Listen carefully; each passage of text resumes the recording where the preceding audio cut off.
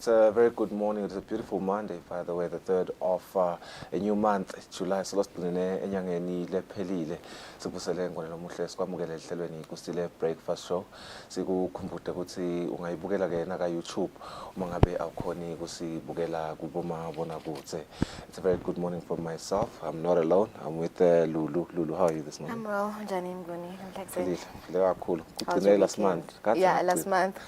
It's a brand new month. Yeah, that's not good. All right, good morning. Sanibusela sithema ukuthi niphilile nibenempela zonke lenhle nalabusisekile. It is the 3rd of July 2023. Sanibusela igama lami ngingilungelele Magagula. Namhla ke hlele njengoba kumsombuluko nje sithi apha sikhulumisana na communications waka Home Affairs. Dokumela ukuthi the Minister of Home Affairs Princess Lindiwe officially launched the Minister of Home Affairs mobile money payment system last week.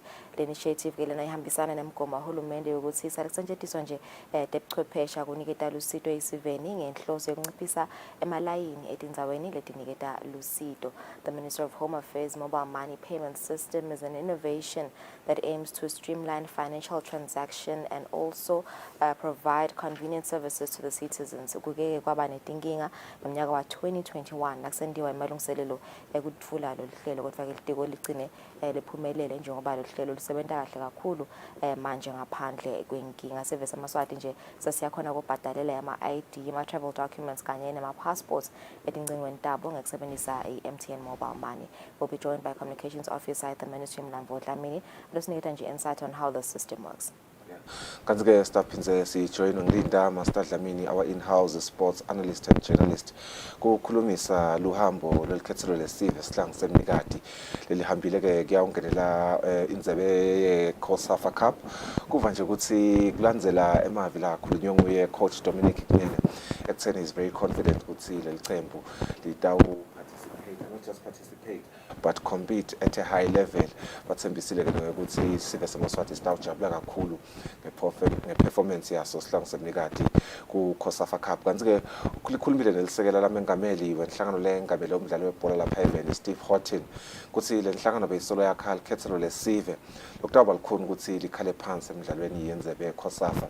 Sitawuva ke ngalinda Master Dlamini who was there kule farewell party noma ke kule farewell ceremony yaso sihlangu semnikati kusichazela kabanti ukuthi beveni nokuthi ke as an analyst yena ubona ukuthi litawudlala kanjani likhethelo lesive sihlangu semnikati following the past losses lesikhulume ngayo evikini eliphelile ukuthi what are his projections in terms of ukuthi bekufuna ukuthi balungise ini basake ungenela yona i-COSAFA. Master will join us later. All right, so it's a Monday morning. Sisibuke nje tihloko letihamba embili kumaphephandaba 8 namhla kuseni.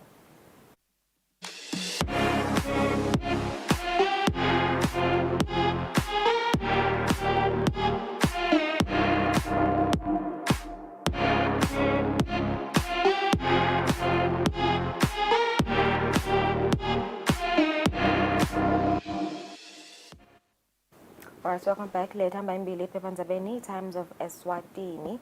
Zimnesha found with 2.8 million malangeni at KM3 airport. Kansilanyele hamba mbili lapha, beware of Jonah characters during elections. Kushoke umhlonishwa DPM. And also on page 12 on the Times of Eswatini, woman arrested for failure to maintain a child. Page 4 corner, big 5 firms probe security industry. Page 4, head teacher accused of humiliating pregnant pupil. Kanti kutemidlalo lehamba embili ngulethi champs coaches for top South African side. Indzaba kelena lehambisa embili league winning Ernest Namthunzi labatawu attachwa ku DStv Premiership side iSuperSport United. Kanti ke EPLE told me I won kusho goalkeeper wema Bulls. Ngeke lehamba embili kanti kulechamuka ngephandle kuma sports ka Formula 1 Verstappen wins Australian Grand Prix. Alright, silethamba embili Eswatini Observer uvela nje sithombela phasi engwinyama kanye na president waseZambia Giso Silo Saksihla lokuqhubeka nje nomsebenzi eZambia work officiator trade fair. And also on page 2 and 3 indaba lehamba embili health crisis as patients turned back at the Mbabane Government Hospital. Ekanselenye lehamba embili and also on page 2 and 3 CEO resigned after death threats ngikusho NMC. Yeah, kanti-ke kutemidlalo sihlangu sithembisa ukuthi it will bounce back following ukuthi sihlangu semnikati head coach Dominic Gunene promise ukuthi national squad will produce better results in the 2023 Hollywood Bets COSAFA Cup scheduled for Durban. Kanti-ke kuphindze kwaba nema-remarks la ifisela i-SafeJourney yona i-national team sihlangu semnikati. Kanti-ke McCrish wasn't given fair chance kusho Bhuku indzaba ke lena lehambisana ne-Swallows skillful midfielder Fanele Bhuku Sikhonze lothi his former teammate Richard Richie McCrish was not given a fair chance in the Premier League. All right, it's 5 minutes after 6. Let's take a break. Nasibuya sibene tindzabana lapha ekhaya.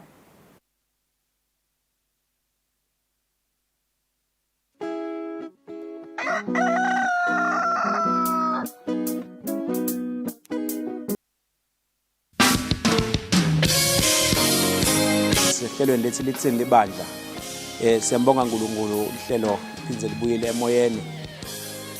Basically ngingathi nje empeleni yabona uNkulunkulu nakadala umhlaba including bantu leti khathi leti tethenjisiwe mawufunda incwadi yaJohn chapter 16 verse number 33. The way the gospel has been portrayed nayilethwa la kubantu yabo yende ukuthi abantu babe offended. Sikholwe futhi ukuthi sidaphinde siba nabo evikini lelitako sikhulumisa yona le ndzaba lesikhuluma ngayo emsakadweni wakho Eswatini TV sibuko semaswati. Ayijesuke kama lakho likhulu Jesuke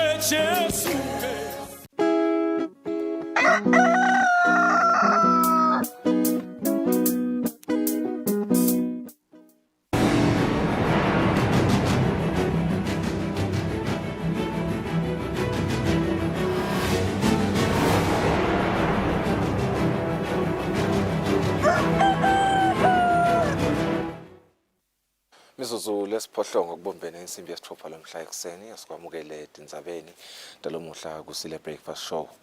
Silo inkosi Mswati wesithathu sesitfumise ukukhula nemdlondlobala kwembukiso wekuthengisa netekumaketha tebhizinisi iZambia International Trade lokufaka sandla ke kuthuthukisa tekuthengiselana nalamanye emave nasekuthuthukiseni umnotho welive leZambia. Impube emhlaba beyiphefumula edolobheni endola eveni leZambia nayivula ngekwemthetho umbukiso welive leZambia weminyaka wa-2023. Lokhu ke kulandzela ukuthi ingwenyama imenywe ngumengameli His Excellency Hakainde Hichilema kulela live. Sicubulo salombukiso wamashumi lasihlanu nesikhombisa sithi stimulating economic development through partnerships, trade and investment. Imbube emhlaba namengameli His Excellency Hakainde Hichilema babusise lo mbukiso leba ukwathi usedolobheni endola lokulidolobha lelikhulu lesibili leZambia. Lo mbukiso walelive waqala ngeminyaka 1956 kungumbukiso lomncane lowatiwa ngekuthi i-annual Rhodesia Show. Ngokuhamba kwesikhathi ube sewuyakhula uba mkhulu sewuze ungenelwa nangemava emhlaba lamanye. Kulo mbukiso walenyaka waseZambia bekunemavela ali-17 labe ingcenye yawo lokufaka ekhathi live lakangwane. Tinkampani tibuye eveni leSwatini betili-17 tifaka ekhathi libandla lelibuke kukhanga abatshal'timali eSwatini i-Investment Promotion Authority, iNyathi, i-Rhodes Food, Kellogg's, Lush Hair, Maloma Colliery kubala letimbalwa. Kanti-ke imbube emhlaba itihambele leti tinkampani kubuka yona imkhicito yato. Ingwenyama iphindze futhi yahambela imikhangiso yetinkampani telive leZambia lapho khona silo semhlaba sichazele kwabantu ngemkhicito nangemsebenzi lenziwa ngule tinkampani. Ingwenyama ivakashele tinkampani talelive letfaka ekhathi iZambia National Pension Scheme Authority, i-Industrial Development Corporation, lebuke kusekela tekulima netekuchumana, iMungulushi International Conference Center, i-ICC, iNeco Zambia Limited lekuyinkampani lengaphansi kwetemcebo waphansi. Luphiko loluhlelo lwebambana lokuthola lusito i-Child Online Protection kanye nelibhange leZambia kubala letimbalwa. Sesiphefumulela umhlabana sivula lo mbukiso ngokwemthetho. Silo inkosi Mswati wesithathu sithe sicubulo salombukiso lonyaka sisikhumbuzo sekubambisana kwemave esifundeni sakaSadak naselivekatini leAfrika ekuthuthukiseni iminotho. Ingwenyama iphindze yathumisa ukukhula kwetekuthengiselana emkhathini kwelive leSwatini neleZambia njengoba lamave sekaneminyaka leminingi solo aqala kusebenzisana kutekuthengiselana. We note with appreciation that Zambia and Eswatini have been trade partners for more than 2 decades with maize, tobacco, beauty products, chemicals and citrus products being the dominant goods of interest. The most positive aspect is that our trade has been growing beyond 4% annually. We do hope that after our visit here today, the scope of products and the trade growth path will reach double figures. Silo inkosi Mswati wesithathu sibese simema bosomabhizinisi belive leZambia ukuthi bangenele lo mbukiso welive leSwatini lotawubanjwa enyangeni yenyoni kulomnyaka. Your Excellency, may we take this opportunity to inform the Zambian people that Eswatini will be hosting her international trade fair in September this year. We therefore invite the Zambian business community to participate and explore new business opportunities and expansion in Eswatini.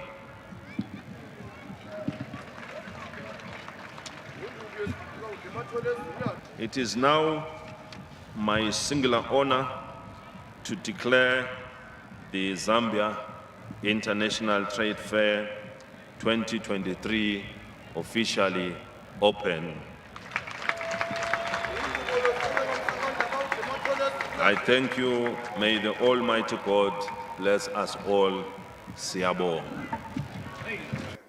Mengameli welive leZambia His Excellency Hakainde Hichilema uvete ukuthi kude imali lengavela imile ngaphandle kokuthi isentshetelwe ngako kumcwa ukuthi sive saseZambia kanye naseSwatini sifunze ukuthi wonke umuntu kumele asukume asebende.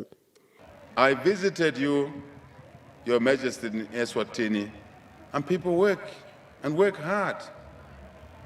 And we are encouraging the people, your people here, to work hard. Of course, in an ingenious way, a smart way, bringing together the resource endowments that God has given us, working them intelligently in a productive and yet sustainable way. Peace, security, stability is absolutely essential as a platform, as a condition precedent to the achievement of economic and social development. We've sung this song on a SADC platform, AU platform, and elsewhere. And I repeat this message today, Your Majesty, that we will continue working together to promote peace, security, stability in our individual countries and also regions and continents and the global community. Labanye labakhulumele bafaya khathi lobeka bambe isikhundla sekuba yinduna yemabhizinisi Honorable Felix Mutati lothumse tinkampani letibuye eSwatini letidekta ukhangisa kulombukiso ukuthi diyahambisana kakhulu nesicubulo njengoba kutinkampani letiphinze futhi titholakala nakulamanye emave. Uthe leSwatini kulombukiso lilethe umoya wokubambisana nokusebenzisana. Silo semhlaba sibe sesiklemelisa tinkampani letibonakele tikhangise kahle etigabeni letehlukene. Kuleyo mklemelo live leSwatini lithole umklemelo wokuba live lesibili lelikhangise kahle kumave lebeka ngenele lo mbukiso. Tinkampani letiklonyeliswe nguleto letente kahle kakhulu kukhangisa kwimkhicido yato naleto letisebenzise kahle sicubulo salombukiso walonyaka.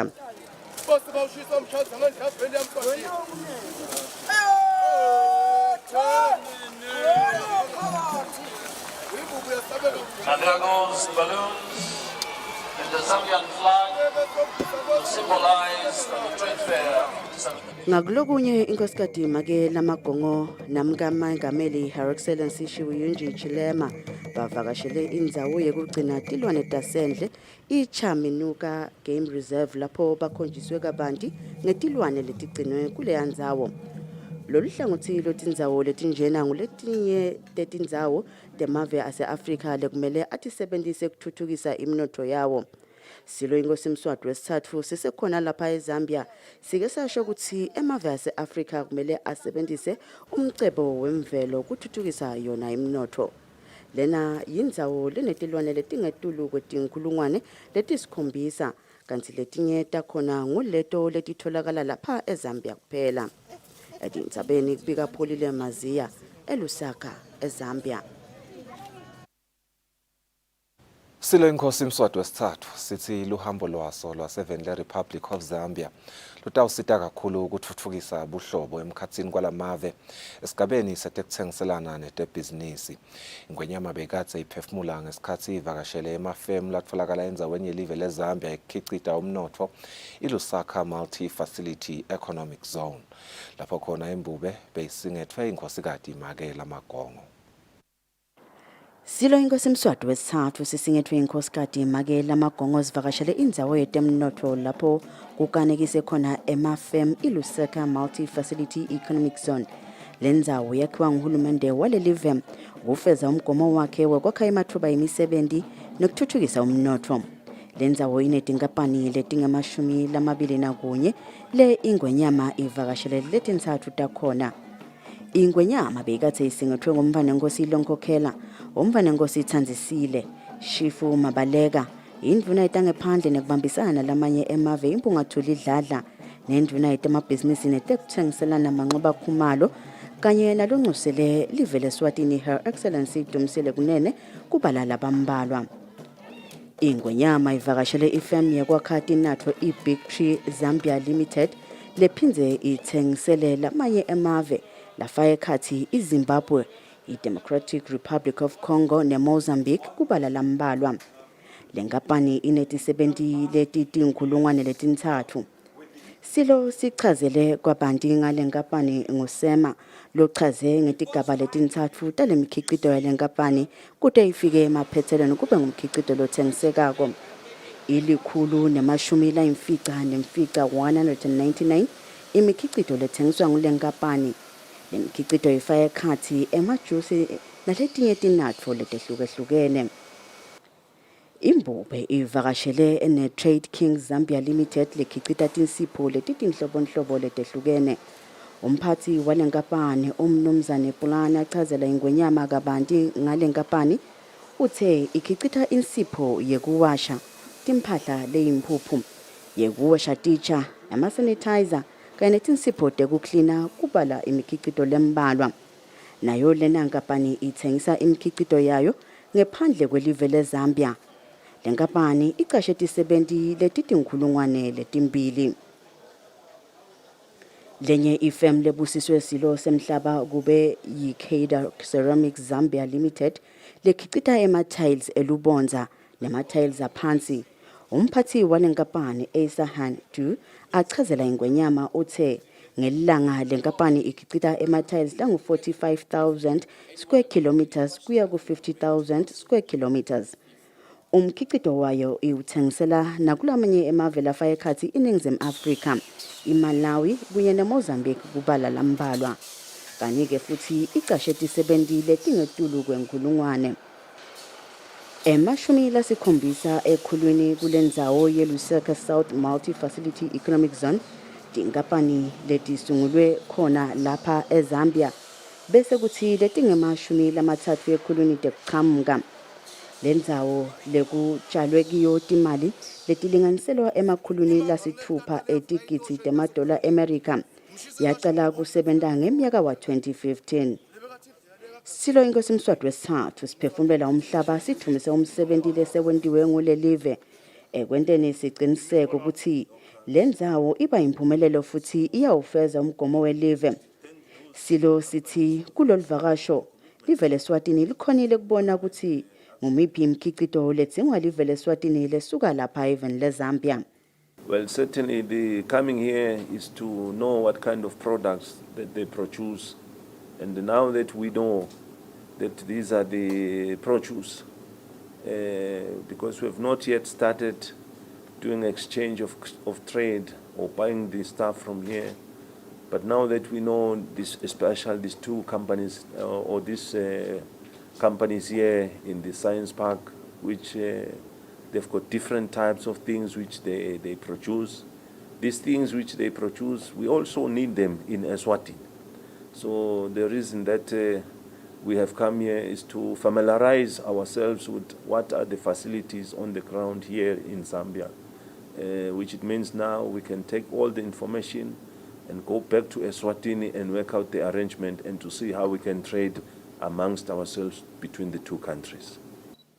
Live leSwatini ngekuholwa ngemakhosi lisemkhankasweni wekukhulisa abashalti imali, kufukula umnotho kanye nekwakha emathuba emisebenzi. Letinkampani tethembise silo ukuthi titawufika even leSwatini kutawutshala timali nekucala emabhizinisi. Etindzabeni kubika Pholile Maziya eLusaka eZambia. Liphini landvunankhulu Themba Masuku selikhutsate libandla leMelika eJericho kutsi livote likhethweni. Masuku uthi basavota bacaphele bangavoteli bantfu labanemoya wajona wasebhayibhelini lowathi atfunywe eNiniva wabheka eThalashishi. Masuku ushito lokhu ngesikhathi ayokhonta naleli bandla ngelisonto. Liphini landvunankhulu Themba Masuku licale ngekubonga imithandazo yemabandla lesite live kutsi lendlule emkhuhlaneni COVID-19 kanye nasesikhatsini lapho bekunebudlwangudlwangu khona eveni. Masuku ubese sewutsinza netelukhetfo. Kubete nalokuncane lokunihluphako nabathi bantfu ninetilwane etitibeni. Nalokuncane nje. Uma likhetha ngelesikwendako ke manje. Lesigaba lesingene kuso. Ufuna kugcizelela emakholweni ukuthi singete sayekela ukukhetha sikunikela abantu. Emandla ekukhetha niyaweva ukuthi akhulunywa kithi thina siqobo. Mengameli welibandla leMelika Jericho khanya kwezwe Vilakati ubonge Masuku ngekufika kuleli bandla. Ngikhanza kuhlahla futhi ke maJericho njengoba kufika kwedibheni zitonakeda ngathi kuhlahla lenkulu ngoba nathi siphila lapha eveni siyadla kulamalanga nelive kuta ngekhetho kuta nani nathi sitowati bekumthandazo. Mengameli we-League of Swaziland Churches umbishop Samson Hlatshwako ubonge Masuku ngebuholi labukhombisile eveni.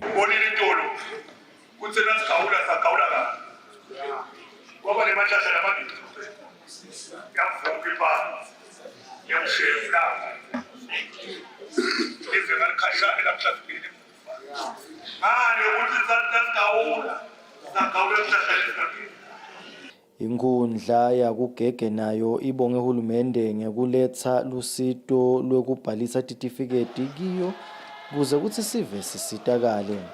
Kanti-ke ngakulokunye leli bandla libe seselipha Masuku inkomo. Ndzabeni Eswatini TV kubika Jamkosi Mavimbela kugege. Indvuna yelitiko letemafa Reichenberg seyicinisekise bosomabhizinisi labatsengisela hulumende imphahla kutsi batawubhadalwa emavikini lamabili. Indvuna itsi hulumende ngekubambisana nalabo somabhizinisi kanye nelibandla lelikoleka umthelo uyafisa kutsi kube nelikhambi lelitawenta kutsi bosomabhizinisi babhadaleke ngesikhatsi. Bosomabhizinisi labatsengisela hulumende imphahla batawubhadalwa masinyane. Indvuna yelitiko letemafa Reichenberg ithi hulumende uyadati futhi utivile tikhalo tabosomabhizinisi ngengabhadaleki kahle. We plan for in 2 weeks' time for government to have caught up 100% with outstanding payments to suppliers. Sihlalo wenhlangano yabosomabhizinisi labancane bemdzabu esifundeni sakaHoho Johannes Manikela uthi bayasijabulela lesethembiso lesentiwe litiko letemafa. Siyakujabulela lokule kakhulumayo but lesikucelako sibhizinisi kwekuthi asekakulandzele kakhulumile kwendeke ngoba once kwangendeki kusikhozela inkinga lenkulu sibhizinisi sivukelwa nguwo wonke umuntu lesimkweletayo athi phela indvuna ithi deyitani bhadala awusasibhadali ngani lokwethu so ke sibhizinisi silimele kakhulu liningi lethu sigcwele emaphepheni siyadliwa ngendlela lehulumende lasebenzisa ngayo siyacela ukuthi le office inangizana indvuna asayisebenzisane ne office la PS kubukeka labantu laba abakhuluma tindvo letingafani nabafika eParliament enatiyendeki letindvo njengoba bathi khuluma eParliament lihhovisi la PS alisibite lityate tinkinga tethu njengoba enda lo commissioner waka ERS atokhona kwathi ukuthi yini labangakhona kusheshe bayilungisa.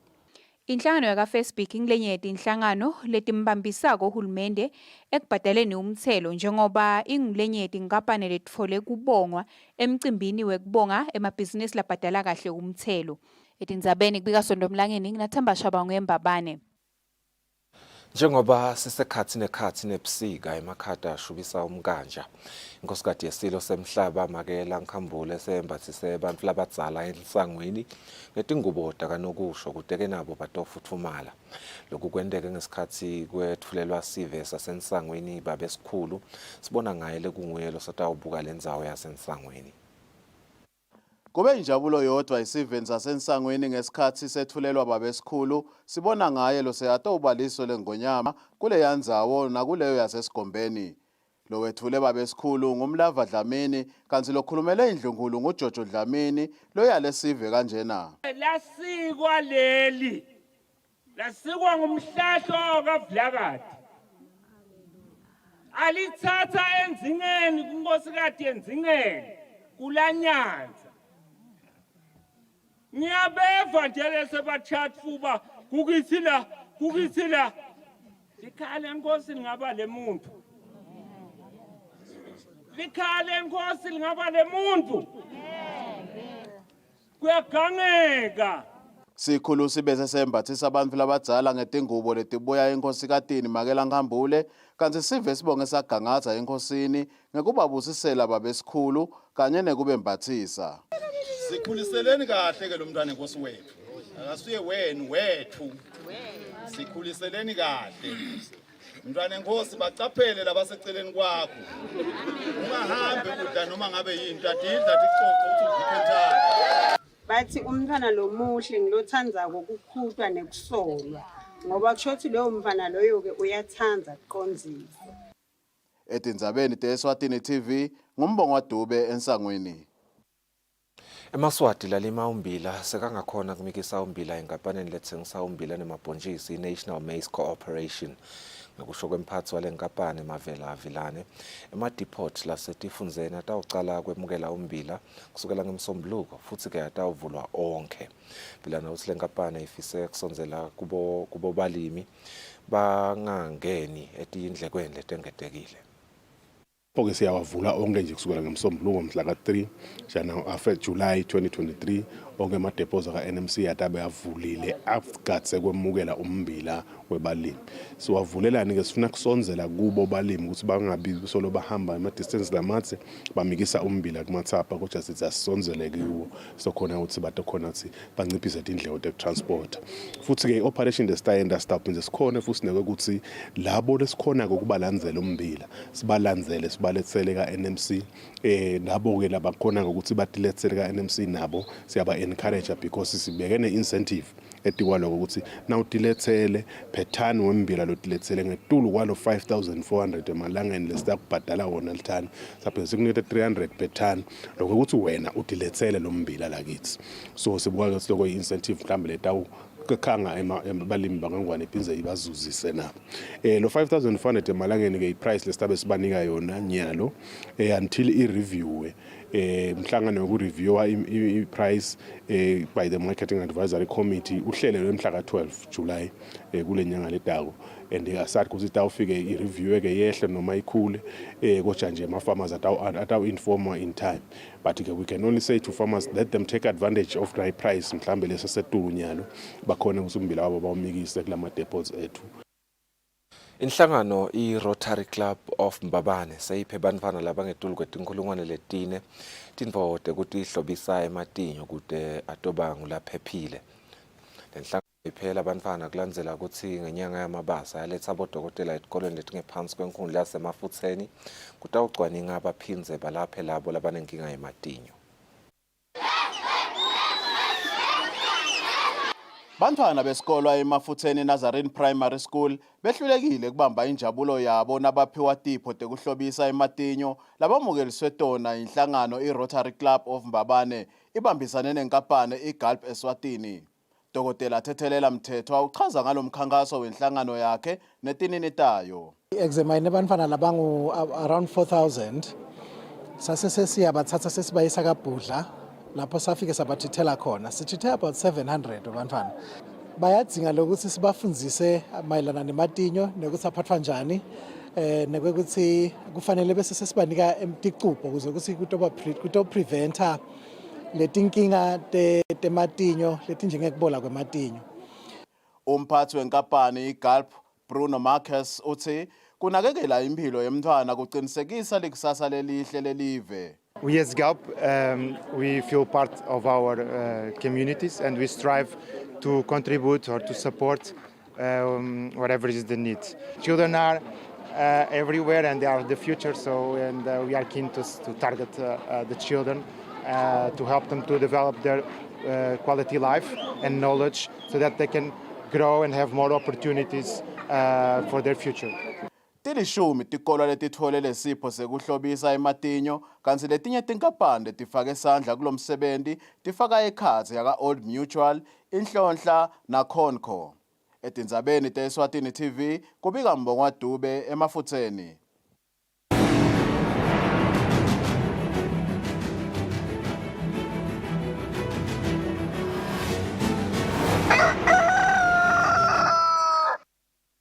Kutemidlalo lisekela lamengameli wenhlangano lengamele umdlalo webhola lapha eVeni Steve Horton uthi lenhlangano besolo yakha likhethelo lesive lokutaba likhulu ukuthi likhale phansi emidlalweni yendzebe yeCOSAFA yalonyaka letawubanjelwa eVeni laseNingizimu Afrika.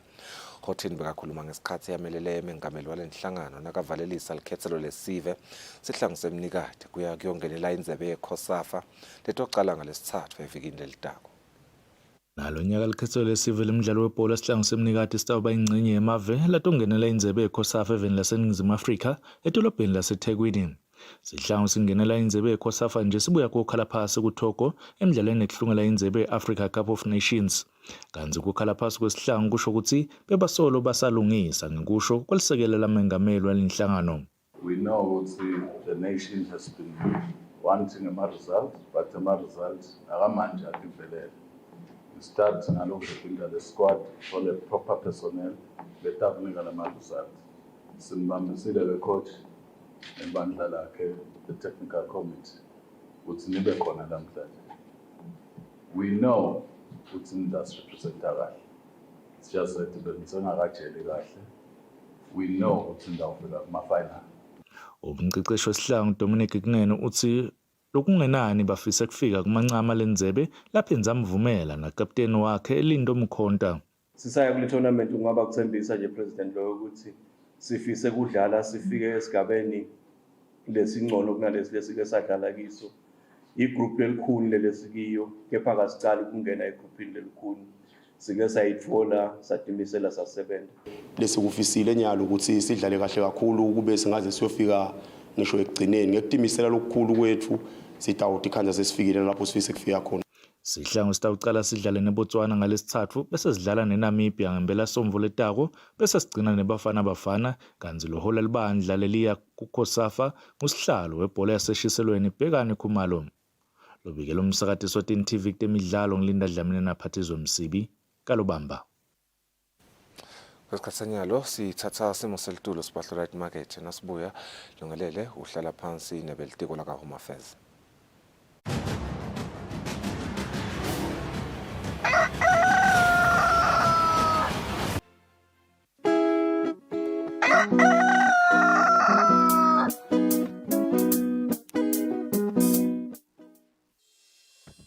Umsakazo wetithombe iEswatini TV utibophelele kuhlonipha nekulandzela umgomo wetekusakata loweluswe libandla letekuchumana eveni.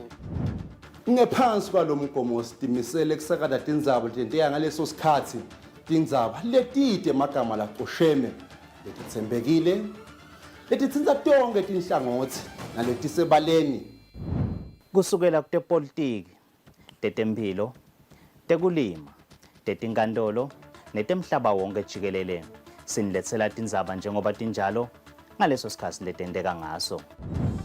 Kanzi kulomsakato siphindze sikulethele lonke luhlobo lwetemidlalo kusuka emidlalweni welibhola letinyawo kuye emidlalweni ledlalelwa ematafuleni kanye naleto letichamuka ngaphandle kwakuleli.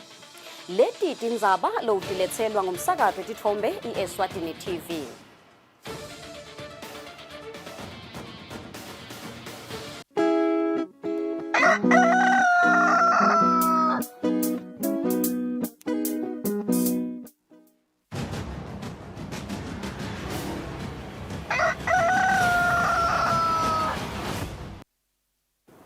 Asimze sinimukele siyakuvusela nawo lesanza kusivulela besivedele kuthi sidaba esikhulumisana namlambo Dlamini Communications Officer eDikole tasekhaya dokumleke ukuthi evikini eliphelile Princess Lindiwe loMinister wa Home Affairs officially launched the Ministry of Home Affairs Mobile Money Payment System evikini eliphelile. Initiative ke lena lihambisana nomgomo kahulumende ukuthi salekusentshenziswa nje tebuchwephesha kuniketa lusito esiveni ngenhloso yokunciphisa emalayini etindzaweni letiniketa lona lusito. The Ministry of Home Affairs mobile money payment system is an innovation also that aims to streamline financial transactions and also provide convenient services to the citizens. Kuke kwaba netinkinga ke mnyaka wa 2021 naksendiwa imalungiselelo ekulithula lohlelo kodwa ke litiko ligcina likhonile ekuphumelela njengoba lohlelo lisebenta kahle kakhulu ngaphandle kwetinkinga. Esevisa amaswati nje sesiyakhona kubhadalela ama-IDs, ama-travel documents kanye nama-passport etingciweni tabo engekusebenzisa i-mobile money. Sesivele sinaye lapha mlando wasichazela kabanti nje ngalelo hlelo lolu losukunyiswe nguye ngilo litiko letasekhaya. Inkosi asikuvusele sibonga kakhulu ukuthi ube nathi futhi lamhla ekseni. I think nje mhlawumbe lasingayicala emuva sibuka kulomnyaka wa 2021 njengoba nivedile nje ukuthi kwaba netinkinga lokusenilithula ngalokusemthethweni this year 2023 kwaba yini nje letinkinga. Sibonga kakhulu Thombeni sivusele nakuye umbukeli waloluhlelo. Singafiki ku-2021 ngitawucela kucala emuva ku-2015 lapho khona sacala khona kuyilonja le project ya star 468# litiko lalisa tracker ukuthi nasu applyile i-travel document international passport esichaza buve i-ID bese soshaya lo star 468# ukuhlola ukuthi le document seyibuyile yini seyakhiwe yini naseyakhiwe ke bese sekuyakutshela ukuthi cha seyilungile songeta ukuyilandza lokhu ke lo sekulandzela nga 2021 sephindze kuchubeka khona lapho kulele sacala ke ko 2015 lapho khona sesicala kubuka ukuthi tindlela tekuthi sinciphise malayini revenue kungaba ngumaphi wase ke kuchamuka ke kona lokuthi asesibuke kubhadala ngalo hamba mali lo mobile money litiko ke la kubuka latsele kubukile kusekuqala kusebenta sabona ke tinkinga letiningi lebesidibana nato lokufaka ekhathi ukuthi i-receipt iphute kubuya kulokunye ingabuyi inhlobo kuze kufike la khathi sekufuna ukuthi kurefundeke leyo client sineke silitiko bothola ukuthi njengaloku sisebenta nema clients ethu lothola ukuthi assetment letipcayi lomushonelwe lokwana lokuthola ukuthi sesicabana vele nema clients ukuthi awulento lenisinika yona ungathi ayisebenzi sase sibuka indlela ukuthi angabe kungalungiseka kanjani ngekusebenza nema stakeholders ethu lokufaka ekhathi RSTP lokufaka ekhathi igovernment sabukisana ke kwagcine nembala elitholakele isombululo ukuthi kuze kufike la khona umntana enkosi lindiwe lobukelo nalitiko lade sekhaya akusukumisa ngalo semthethweni evikini liphelile.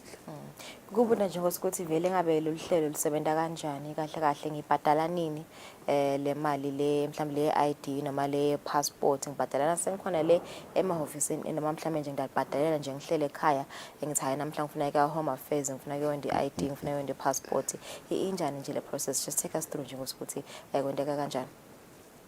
Sibonga Thombeni ngoba ngiyayibona ukuthi kule angle lo ibutela kiyo na ucathanisa nanaku kwema discount model la khona ubhadala usekhaya ka home affairs kuhlukile ke kancane ngoba khona vele isikhathi lesiningi uthola ukuthi le client ilambi kwale officer na ilambi kwale officer ke ngilapho la seyikhona kusitakala khona kithi uyeda utocela lelo sito lolucelako nangabe toshintsha ligama noma tongeta lihlavu egameni noma i-ID noma ngi-travel document sibese sesiyakuvulela lemshinini nase ke sovulekile so applyele kuthi ngito applyela nako sengikhona ke sobhadala ngalohamba mali bese kuhlukile ngilokuthi itolo bese kuvulela bese uyahamba ye-revenue yobhadala phinzi uyabuya embi kwalelo officer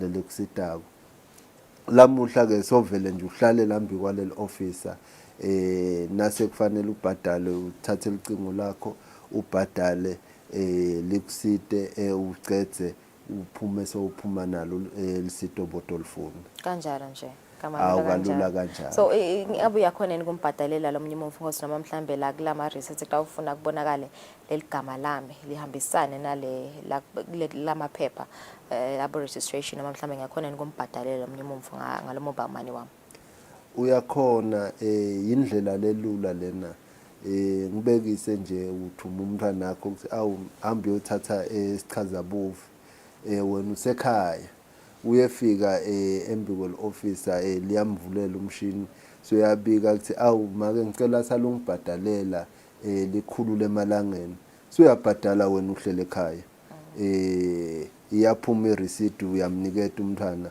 ngoba le receipt kutawuqhamuka i-SMS lesho ukuthi i-receipt number lena so niketa lo mntwana le receipt number umntwana soniketa lo-officer uyasitakala kuya ingabe nje ngosi manje kungimanje nje ngimaphi ama services mhlambe lesingakhona nje kuwabhadalela njengoba uchazele nje ukuthi kwamanje sisakhona kubhadalela ama IDs labo travel document ama passport netificate ngimaphela amanye mhlambe ama services la provider ngalelitiko lesesengakhona kwabhadala ngibuka nje ukuthi ngabe ngekhamba kwesikhathi atawungena invela mhlambe kulolu hlelo.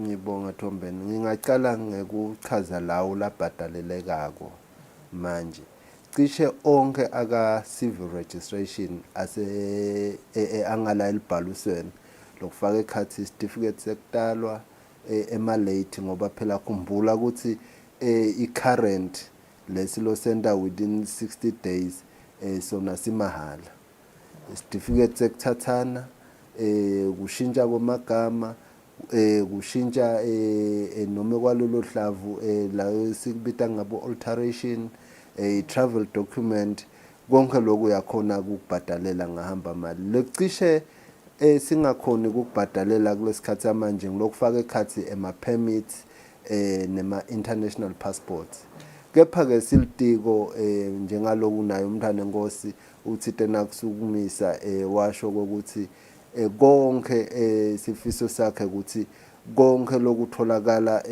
ka etikweni letasekhaya kukhona kubhadaleleka ngaye hamba mali lesethemba ke ukuthi kutathi kuphela le financial year yahulumende onke lawo ma services atawubabhadaleka nangithi ke i-financial year ngisho April 2023 2024 ukuthi sithemba ukuthi konke kutabe sekukhoneka kubhadalaka ngalo hamba manje. Ingabe nje i-response ngosukuva nje ukuthi sona service sithini service amaswati siyalijabulela vile mhlambe lo hlelo njengoba ngiyakukhulela nje ukuthi selisebenza kahle kude inkinga kodwa mhlambe dinga network i-response nje lesuka khona isiveni samaswati bathi nje hey leyo ayikhulumeke kepha bekukahle utitholele wona emaswati utuvele ukuthi bajabule kanjani ngoba vele bothola ukuthi lokulayina lena revenue kuyaba limata kakhulu ikakhulu bogogo nabomkhulu le uthola ukuthi vele nalo kwehla wenyuka lekithi nje kunetebhisi sosuka etebhisini uyaphasi uyobhadala phinze uyenyuka bathokote sive sithokote kakhulu bebaze babuta ukuthi benisolo nihleleni home affairs yonke leminyaka leni kepha ke ngelihlelo lwaNkulunkulu konke kwenteka ngesikhathi bese sifikile isikhathi sekuthi sale kubhadalwa ngayo ilokhwanja mobile money njengaloko ingonyama yayishilo ukuthi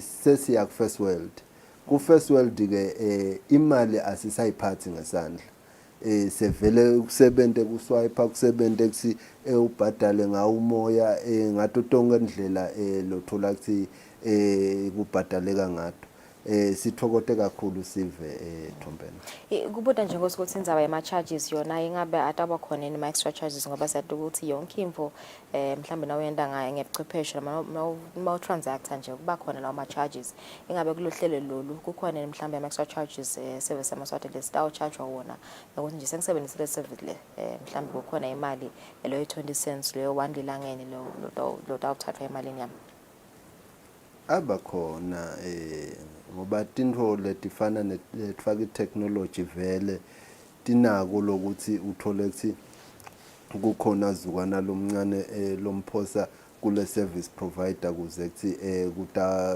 usebenzeke ngoba vele nawuto wenda lokhu kuyafuna ukuthi la icingweni lakho ube nayo le airtime lokusho ukuthi ngilenye indlela lo bese ubhadala ngayo ayifiki nakumpondo nakuthiwa nje unebo langeni nemadlanyana uyakhona ukuthi wende le transaction uzufike la uphetha khona. Okay, I think njengoba uhlala uvela ngosikuthi vele ningihulumende nizama mhlambe kumikisa lusito thute nesive lokho nje sekwasukunyiswa wona lama services lawa kuletinye nje tetenkundla mhlamba anyathi nalapha kalobamba ingabe iwona le service leyo nakhona itawusebenza yina khona isebenda la kuthiwa kunelitiko letasekhaya khona ngiyabekisa nje litiko liyaphuma liku mopping exercise ku mopping exercise uthola ukuthi kukhona laba applyela ema travel documents bawabhadalela ngalo hamba mali nathi silitiko sekusisevile ukuthi uthole ukuthi sitawuhamba nema officers aka revenue siyoshona lemeneni sekulukhuni ke manje nasu uphethe le mali ukuthi ufika nayo njani le mali ebhangi vele la kutholakala khona iservice yaka home affairs hamba mali uyasebenza Thombeni mhlawumbe sesengasema pattern nje ngikubuta ukuthi njengoba nyalo nisasebenzisa M10 mobile money ngabe kusethi inhlelo endelitiweni ukuthi mhlambe namakhasimende nawo Eswatini mobile akhona ukusebenzisa le service nikubukileni ukuthi mhlambe nakhona le service ibe available kuimali Thombeni nawucala into vele awuyiqali ku broader scale uyiqala kancane ubuke ukuthi iyendeka yini lento kucishe kufane nepilot nathi ke silitiko vele nasiqala siqale kancane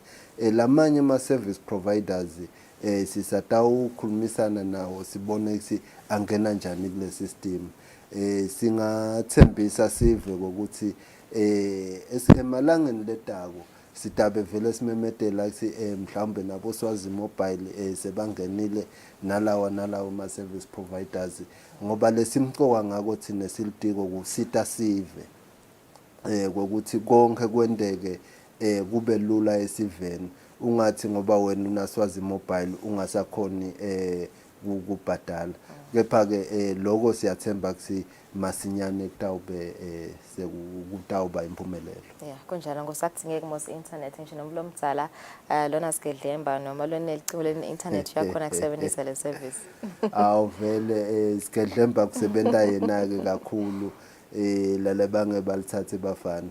Nawu nelicingo nje likhona emoyeni uyakhona ukubhadala ngahamba mali. Ngiyavakala ngoziswa kakhulu sesembe ukuthi basive samthatha sichazelelekile kepha ke mangabe kukhona la sifise kuvaka bandi singaxhumana nalo tiko liyatfolakala etinkundleni zokuxhumana ka Facebook noma ngikuphi setobudisisa kabandi ngalo hlelo kanti uma ufuna ukubhadala ulandzela nje *468# ebatapeseke bayakusita khona belitiko letasekhaya sibahlole emakethe nasibuya sita ubuka traffic update.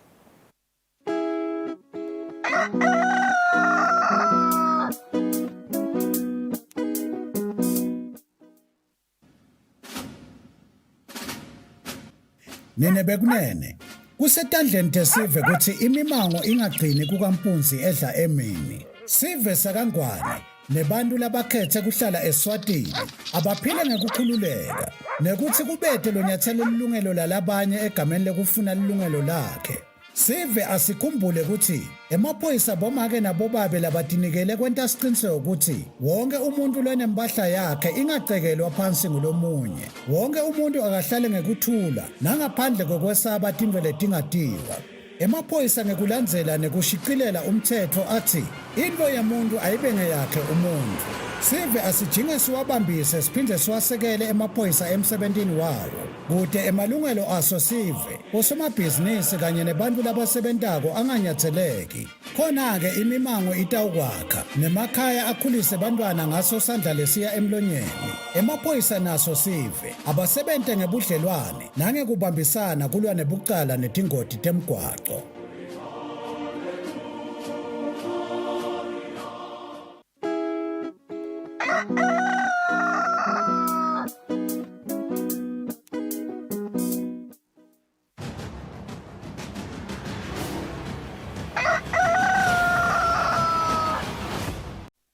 Asimenzele sinimukele sakuvusela nawo losanza kuzivulela sibuke simo semgwaqo lomhla ekseni na Constable Ntombendla sikuvusele Mtolo ngabe khambeka kanjani emgwaqweni. Ngikuvusele Magagula ngivusele naye umbukeli wekusile breakfast show. Imigwaqo elivela kaNgwane sesihlolile sishe lonke lelivela kaNgwane imigwaqo leminengi iyahambeka. Sikhona ke phathi Kinyabeto leto nje letincane letikhona lapha nalapha kepha nje ke singathanza ukuthi lathi khona umshayeli ngamunye endesiqiniseko ukuthi uyasinaka timphawu letibekiwe kuleyo migwaqo noma ke la khona kunetinkinga khona kuze ukuthi siphephe sisawusebenzisa umgwaqo. Emadolobha elivela kaNgwane siwahlolile omane tiba letemgwaqo tiyasebenza tonke ngalokufanele kanti ke nemigwaqo lengenela kuwo lamadolobha iyahambeka kude lokungakanani lokuthi Kinyabeto ngaphandle nje kuthi kulamanye amadolobha imigwaqo lengenelako iyakhiwa lokufaka ekhathi nje idolobha lelikhulu laseMbabane la khona umgwaqo losuka khona eSport ude khona ekhathi edolobheni lo mgwaqo loyo solo uvaliwe sithi nje bashayeli abaqhubeke basebenzise letinye indlela kuze ukuthi bakhone kungena edolobheni baphephile. Umgwaqo lomkhulu losuka khona ehekeni laseNgwenya uye khona kaManzini lokufaka ekhathi Malagwane uyahambeka nyalo ekseni kude siKinyabeto lesikhona lapho kungaba kukhumbuta nje bona bashayeli betimotolo letinkulu emaloli ukuthi abende isiqiniseko ngaso sonke isikhathi noma ngabe kusemini noma ngabe kusebusuku ukuthi bafike beme kuyo i-cooling station kuze ukuthi imotolo tabo titawuphola bese sebehla kahle eMalagwane baphephile tingakhanzi sesibangele kahle ingoti khona lapho. Lomunye umgwaqo lesiuhlolile umgwaqo lo lapha endasi elubonjeni umgwaqo losuka kalonhlupheko ubheke khona eSimunye siyanaka lo mgwaqo loyo umgwaqo lonetilwane letinengi tasendlele ukhanza ngalesinye isikhathi tiwela wona umgwaqo sithi nje asinakeni khona lapho sisawusebenzisa umgwaqo kanti ke ungafiki khona eSimunye na uqhamuka khona kalonhlupheko kunelibloho lesitimela lelikhona lapho le kwenta ukuthi bashayeli labahamba ngelitubane lelisetulu khona lapho ukhanze ukuthi sebaphazamiseka noma ke leto timotolo sekugcina siyaphuma esandleni sithi nje asikunakeni kakhulu sisashayela kuwona lo mgwaqo kuze kuthi siphephe. Umgwaqo lomunye lesiwuhlolile lapha eshiselweni umgwaqo losuka khona engwene ubheke khona kahlasi kusuka lapha nje kumehlabovu na uceda yona i-dual carriage uyawufika khona eSalema umgwaqo lapho uyalungiswa lokwenta kwekuthi kulesinye tindzawo ukhanze kwekuthi ugugubuliwe sithi nje bashayeli abatinake timphawu letibekiwe khona lapho lo mgwaqo loyo ke unemawukela lamakhulu kanti futhi unemakona lacijile lekwenta kwekuthi le ulungiswa sibe nato tingoti letentekako khona lapho sithi nje asinakeni sisayisebenzisa yonke imigwaqo ngale kwaloko Thombeni naye umbukeli imigwaqo elivela kaNgwane iyahambeka ngaphandle nje kwaloko lesenkushito kungaba kufisela yena umbukeli usuku loluhle naloluphephile basetawusebenzisa yona imigwaqo elivela kaNgwane. Yombikelo mhla ekseni 3 minutes before 7 asibahla emakethe sibuye netindzaba.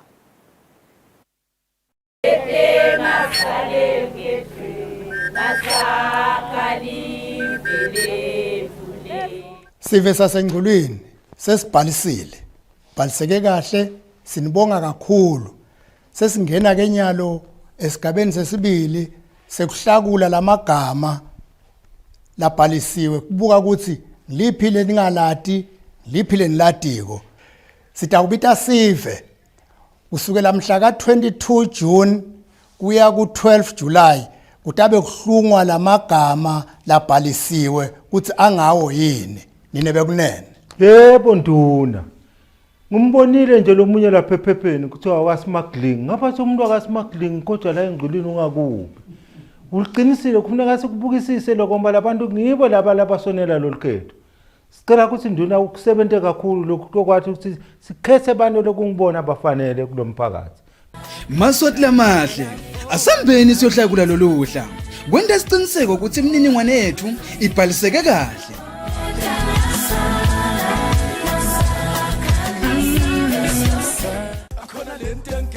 Eswatini Biggest Bride 2023 siyahla siyavungula mhla ka-8 July emavuso Trade Center kusukela nga-10 ekuseni kuyawulamla kusa ukhona Reese Madlisa Mharimbe Sbude Drum DJ Fantasy Mapi Madamza Lady Z Mr. Kangaroo Anglicali Testo Zulu D Linda Dlamini Ayacity DJ Kwani ling 100 emalangeni litikiti kuphela akhona ePizza Club and Grill wote nebhizinisi utothengisa imidlalo yebantwana ne-car spinning 2023 Eswatini Biggest Bride shaya manje ku-7684-7634 kuvakabadi uyilethelwa iphilani Maswati ibambisene nemsakato wakangwane. Love. Hey. Sayabavumela abantwana bangena social media. Khuleka sithando sami. I've put parental control on their devices. Okay. How? What's wrong manje Sipho? Ndiwasona kanje.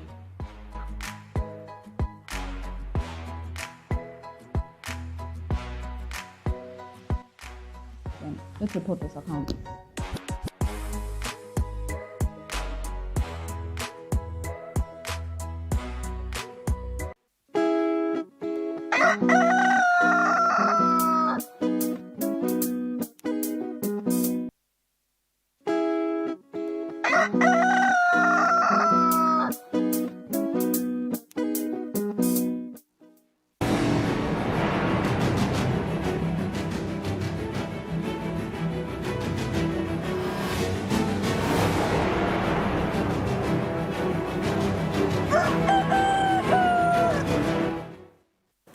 Asimze semukele sidabukana ditindzaba. Selenkosi Mswati wesithathu sesidumise ukukhula nekudlondlobala kwembukiso wetekuthengisa netekumaketha tebhizinisi eZambia International Trade lokufaka isandla kuthuthukisa tekuthengiselana nalamanye emave nasekuthuthukiseni umnotho welive leZambia. Imbobe emhlaba bephefumula edolobheni yeNdola eveni leZambia layivula ngekomthetho umbukiso welive leZambia weminyaka wa 2023.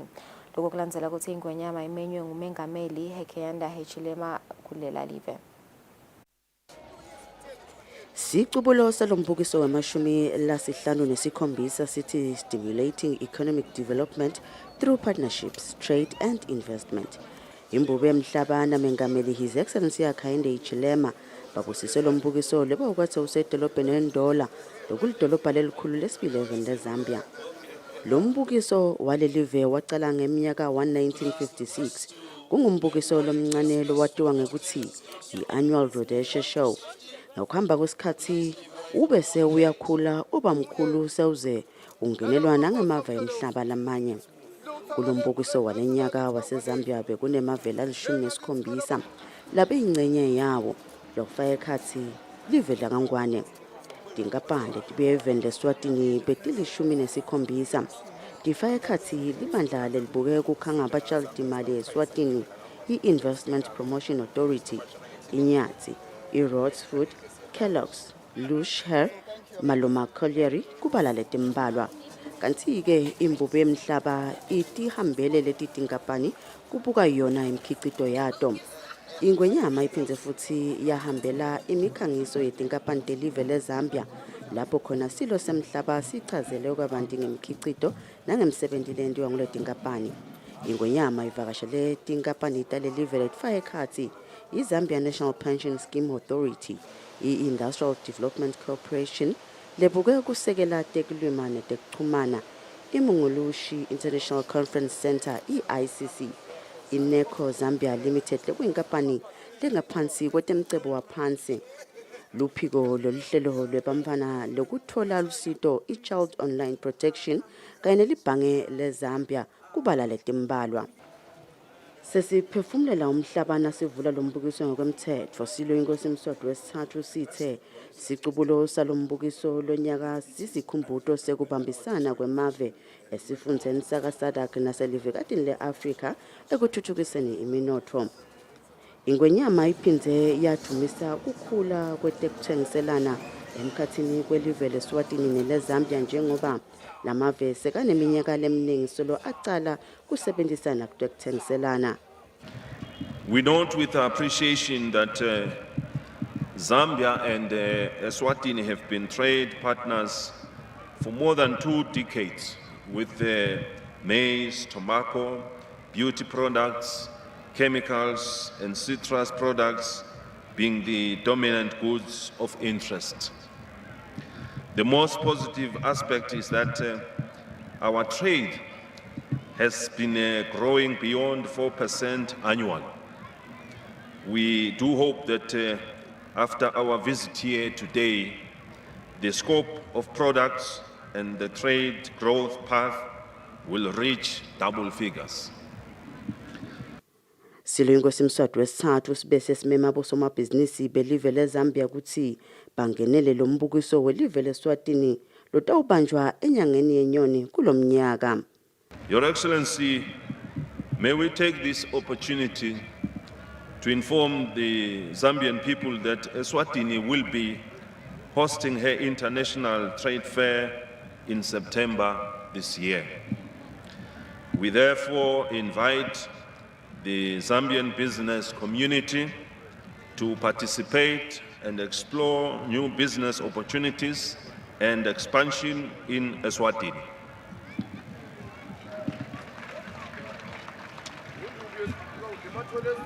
It is now my singular honor to declare the Zambia International Trade Fair 2023 officially open.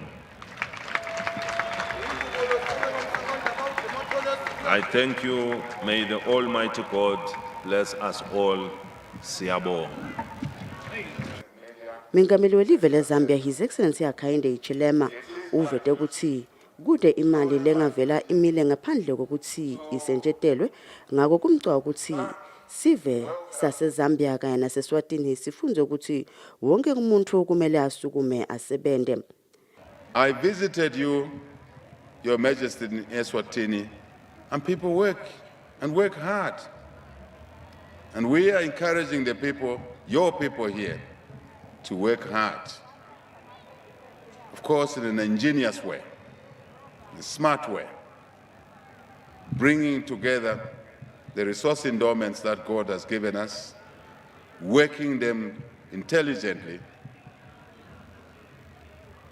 in a productive and yet sustainable way. peace, security, stability is absolutely essential as a platform, as a condition precedent to the achievement of economic and social development. We've sung this song on a SADC platform, AU platform, and elsewhere. And I repeat this message today, Your Majesty, that we will continue working together to promote peace, security, stability in our individual countries and also regions and continent and the global community. Labanye labakhulumile bafaya ekhathi lobeka bambe isikhundla sekuba yinduna yemabhizinisi Honorable Felix Mutati lothumise tinkampani letibuye eSwatini letidekta ukhangisa kulombukiso ukuthi diyahambisana kakhulu nesicubulo njengoba kutinkampani letiphinze futhi titholakala nakulamanye emave. Uthe leSwatini kulombukiso lilethe umoya wokubambisana nokusebenzisana. Silo semhlaba sibe sesiklemelisa tinkampani letibonakele tikhangise kahle etigabeni letehlukene. Kuleyo mklemelo live leSwatini lithole umklemelo wokuba live lesibili lelikhangise kahle kumave lebeka ngenelelo mbukiso. Tinkampani letiklonyeliswe nguleto letente kahle kakhulu kukhangisa kwimkhicito yato naleto letisebenzise kahle sicubulo salombukiso walonyaka.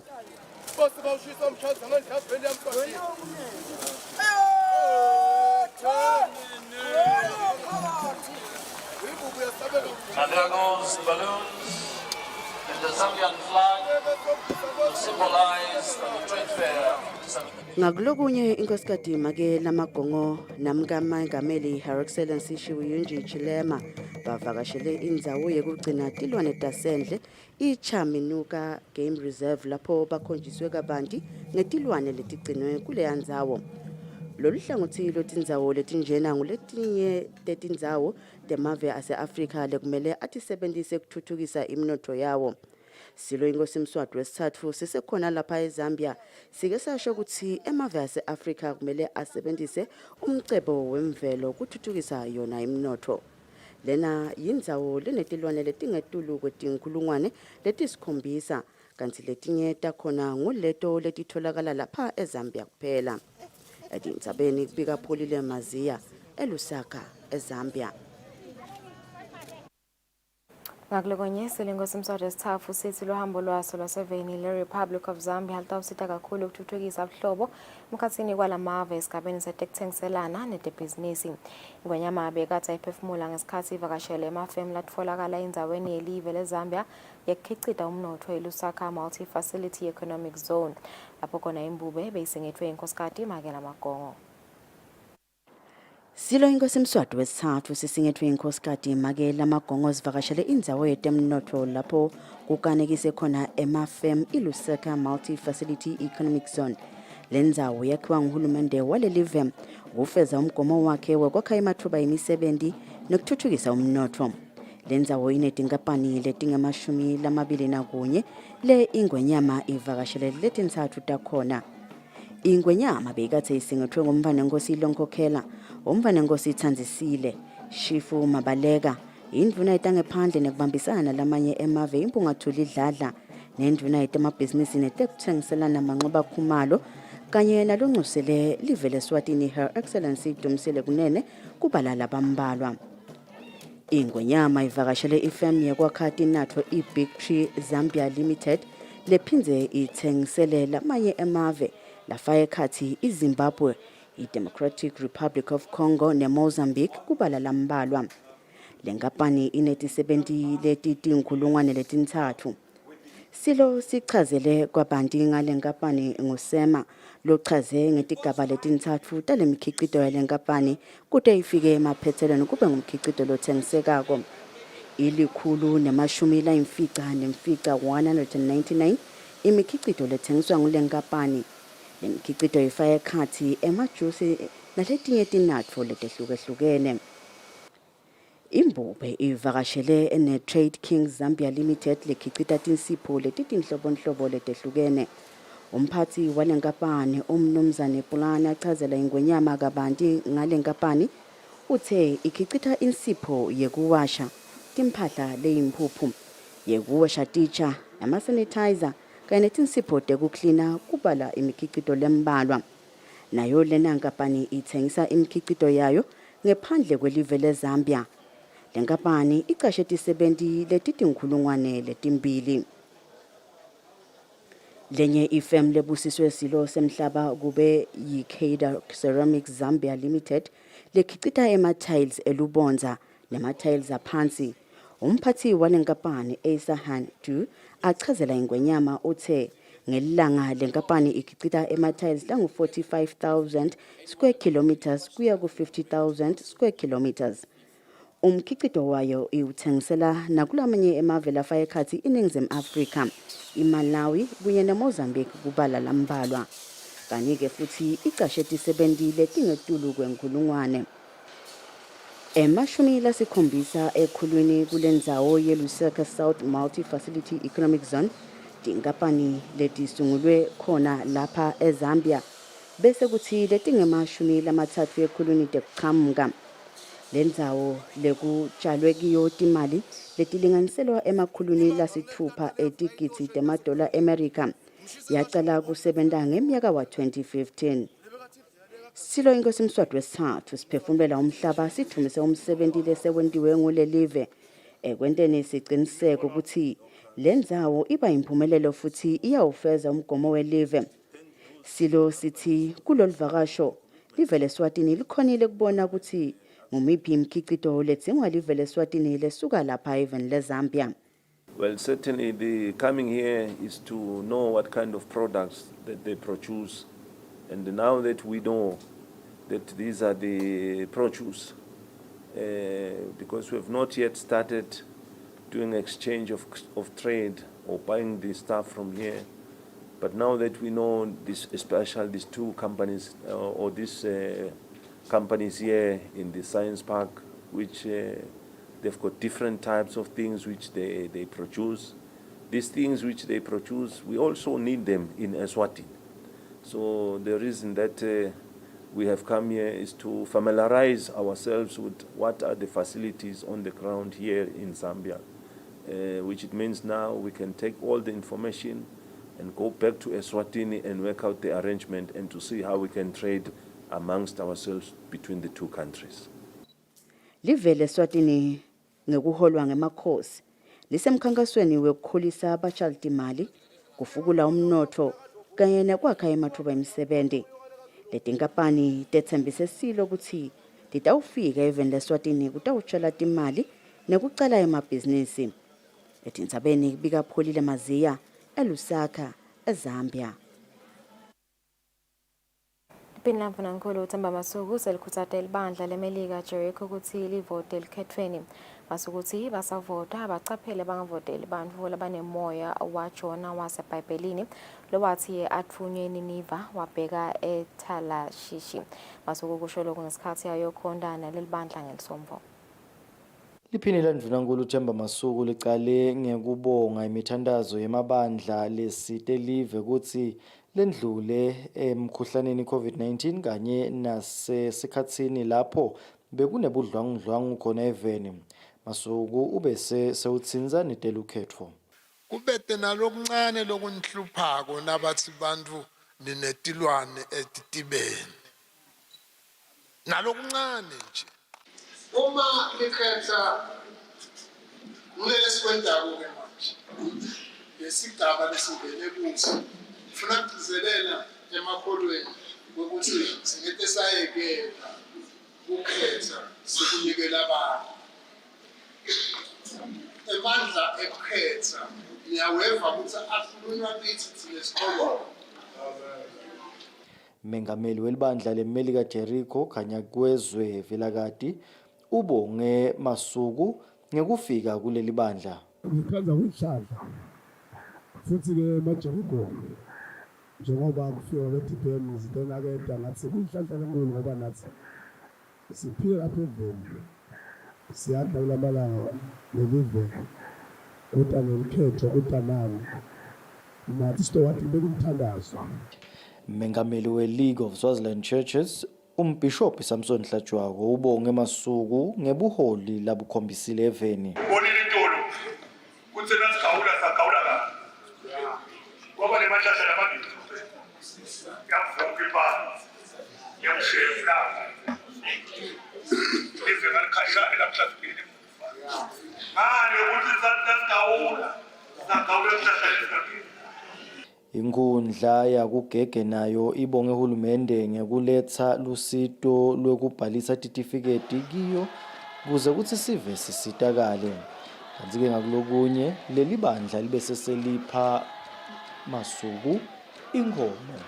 Ndzabeni Eswatini TV kubika Jamkosi Mavimbela kugege. Ivela yelitiko letemafa Neil seyiqinisekisa bosomabhizinisi labathengisela uhulumende impahla ukuthi batobhadalwa emavikini lamabili. Imvuna yithi uhulumende ngekubambisana nalabo somabhizinisi kanye nelibandla lelikoleka umthelo uyafisa ukuthi kube nelikhambi litawenda ukuthi bosomabhizinisi babhadaleke ngesikhathi. Bosomabhizinisi labathengisela uhulumende impahla batawubhadalwa masinyane. Indvuna yelitiko letemafa Neil ithi uhulumende uyadati futhi utivile tikhalo tabosomabhizinisi ngengabhadaleki kahle. We plan for in 2 weeks' time for government to have caught up 100% with outstanding payments to suppliers. Sihlalo wenhlangano yabosomabhizinisi labancane bemdzabu esifundeni sakaHoho Johannes Manikela uthi bayasijabulela lesethembiso lesendiwe elitiko letemafa. Siyakujabulela lokho lekakhulumako but lesikucelako sibhizinisi kwekuthi asekakulandzele kakhulumile kwendeke ngoba once kwangendeki kusikhozela inkinga lenkulu sibhizinisi sivukelwa nguwo wonke umuntu lesimkweledako athi phela indvuna yithi deyitani bhadala awusasibhadali ngani lokwethu. So ke sibhizinisi silimele kakhulu liningi lethu sigcwele emaphepheni siyadliwa ngendlela lehulumende lasebenzisa ngayo. Siyacela ukuthi le office inangizana indvuna asayisebenzisane ne office la PS kubukeka labantu laba abakhuluma tindvo letingafani nabafika eParliament enatiyendeki letindvo njengoba batikhuluma eParliament. Lihhovisi la PS alisibite litiyati tinkinga tethu njengoba enda lo commissioner waka ERS atokhona kwathi ukuthi yini labangakhona kusheshe bayilungisa. Inhlangano yaka-Facebook ingilenye yetinhlangano letimbambisako uhulumende ekubhadaleni umthelo njengoba ingilenye yetinkampani letfole kubongwa emcimbini wekubonga emabhizinisi labhadala kahle umthelo. Etindzabeni kubika Sondomlangeni nginathemba Shabangu eMbabane.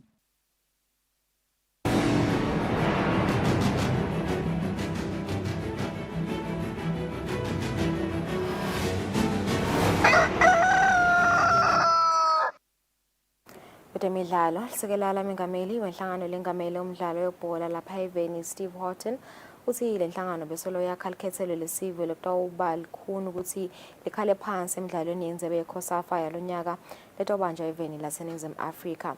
Horton bekakhuluma ngesikhathi yamelele emengameli walenhlangano nakavalelisa likhethelo lesizwe sihlango semnikati kuya kungenela indzebe yeCOSAFA letawucala ngalesithathu evikini elitako. Nalo nyaka likhethelo lesizwe lemidlalo webhola sihlangu semnikati sitawuba ingcenye yemave latongenela indzebe yeCOSAFA eveni laseNingizimu Afrika edolobheni laseThekwini. Sihlangu singenela indzebe yeCOSAFA nje sibuya kokhala phasi kuThogo emidlalweni ekuhlungela indzebe yeAfrica Cup of Nations. Kanti kukhala phasi kwesihlangu kusho ukuthi bebasolo basalungisa ngekusho kwelisekela lamengameli walenhlangano. We know the nation has been wanting a result, but a result akamanje akiphelele. Start ngalokho kuphinda le squad for the proper personnel betakunika lama result. Simbambisile le coach nebandla lakhe the technical committee ukuthi nibe khona namhlanje. We know ukuthi industry representa kahle. It's just that bengitsengakajeli kahle. We know ukuthi ndawufika kuma final. Umqeqeshi wesihlangu Dominic Kungene uthi lokungenani bafisa kufika kumancama lendzebe lapho enzamvumela nakapteni wakhe Elindo Mkhonta. Sisaya kule tournament ungaba kuthembisa nje president lo ukuthi sifise kudlala sifike esigabeni lesingcono kunalesi lesike sadlala kiso. Igroup lelikhulu lelesikiyo kepha kasicala ukungena egroupini lelikhulu. sike sayitfola satimisela sasebenza. Lesikufisile nyalo ukuthi sidlale kahle kakhulu kube singaze siyofika ngisho ekugcineni ngekutimisela lokukhulu kwethu sitawuthi khanda sesifikile lapho sifise kufika khona. Sihlangu sitawucala sidlale neBotswana ngalesithathu bese sidlala neNamibia ngempelasomvu letako bese sigcina neBafana Bafana kanti lohola libandla leliya kuKhosafa ngusihlalo webhola yaseshiselweni Bhekani Khumalo. Lobikela umsakati Eswatini TV kutemidlalo ngilinda Dlamini naphathizwe Msibi kalobamba. 22 minutes after 7 sitiphetse lapho indzawo tethu namhla ekseni asibadle temakethe nasibuya sidabuka leto letibuya ngaphandle kwakuleli.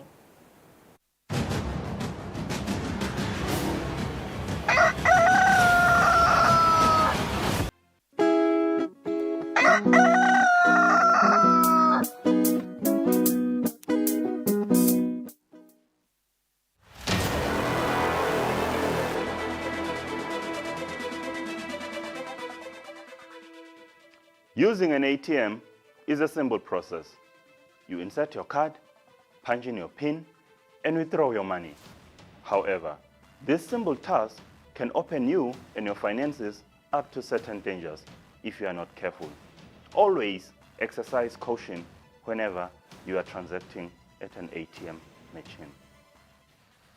Always use an ATM during daylight hours. Robberies are far more likely to happen during the night when fewer people surround that ATM location. However, if you have to use an ATM during the night, you need to choose a machine in a well-lit public area. Avoid using ATM located in isolated or obscured areas.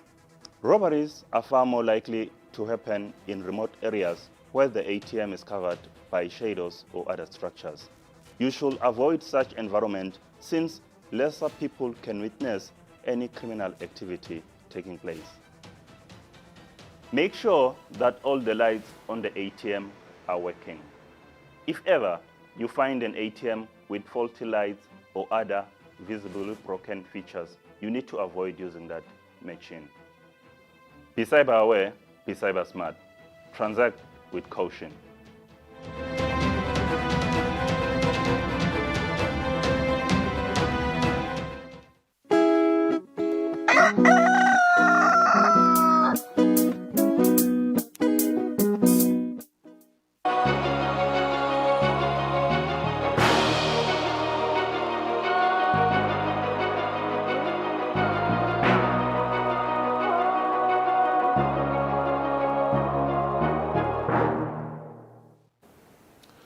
It is 26 minutes after 7. Let's take a look at our international news. We start with this one coming from Kenya, where at least 51 people were killed in western Kenya after a truck lost control at a busy road junction and plowed into other vehicles and businesses. The accident took place on Friday evening on the highway between towns of Kericho and Nakuru. According to local police, the truck lost control and rammed into 8 vehicles, several motorcycles, people who were by the roadside, vendors and other people who were on other businesses. According to figures from the National Transport and Safety Authority, at least 21,760 people were involved in road accidents last year, including 4,690 who died. Kenyan leaders, including President William Ruto, expressed their condolences after the accident. At least 51 people were killed in western Kenya after a truck lost control at a busy road junction and plowed into other vehicles and businesses. The accident took place on Friday evening. According to local police, the truck lost control and rammed into 8 vehicles, several motorcycles, people who were by the roadside, vendors, and other people who were on other businesses. According to figures from the National Transport and Safety Authority, at least 21,760 people were involved in road accidents last year, including 4,690 who died. Kenyan leaders, including President William Ruto, expressed their condolences after the accident. Investigations are still ongoing.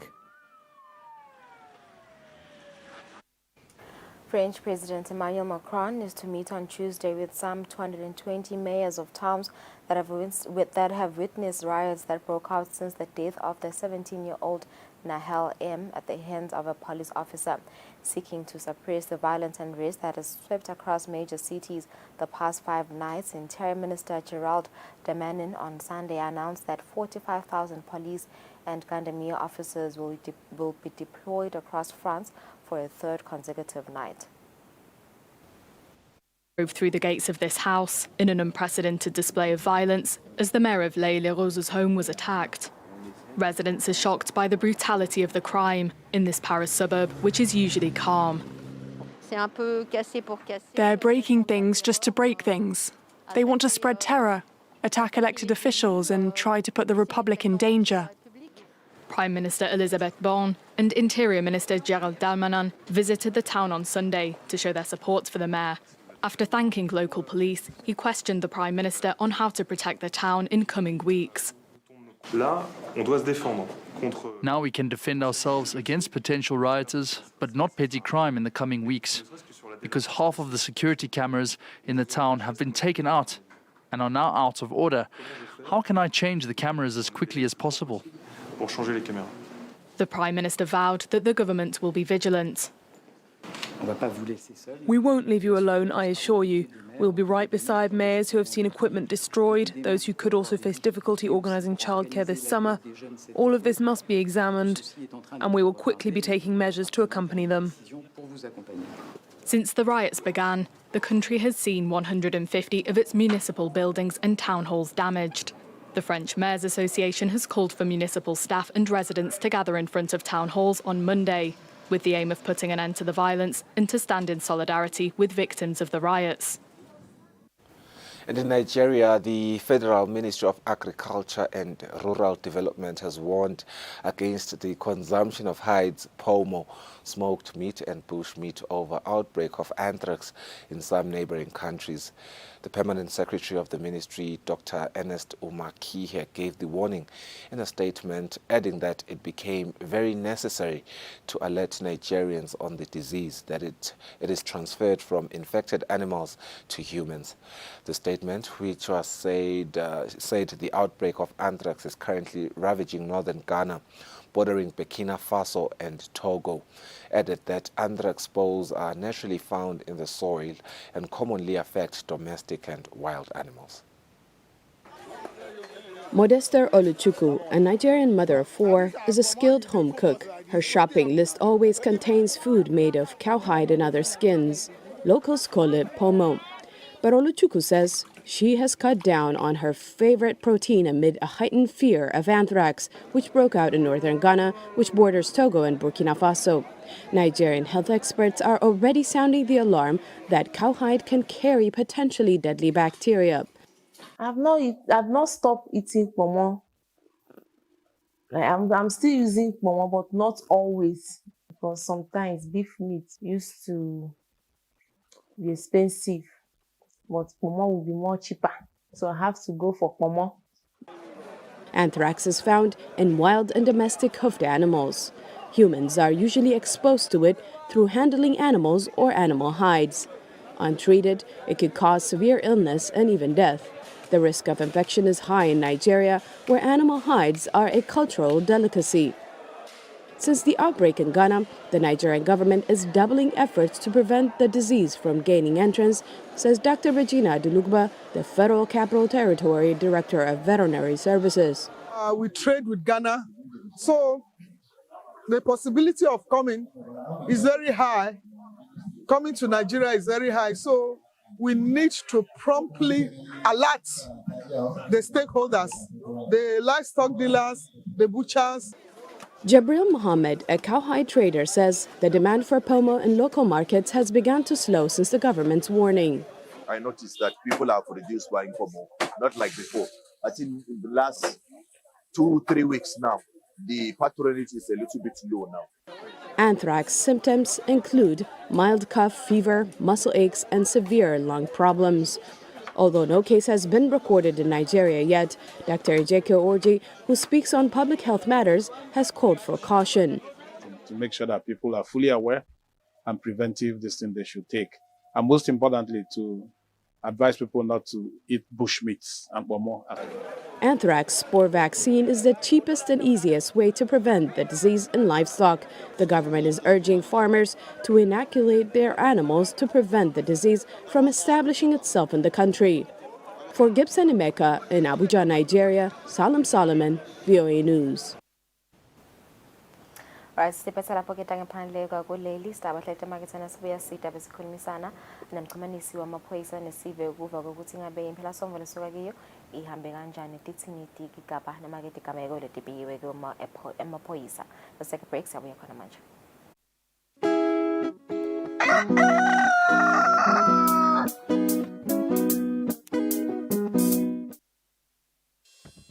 We at Eswatini Television Authority are committed to observing the Eswatini Communication Commission's Broadcasting Code of Conduct. Under the code, we are committed to broadcast news that is current, free from hate speech, accurate, balanced, and fair. From politics to business, health, agriculture, courts, and global news, we bring you the latest updates as they happen, when they happen. We cover all the sporting codes from the football pitch to the chessboards. This is Eswatini TV News.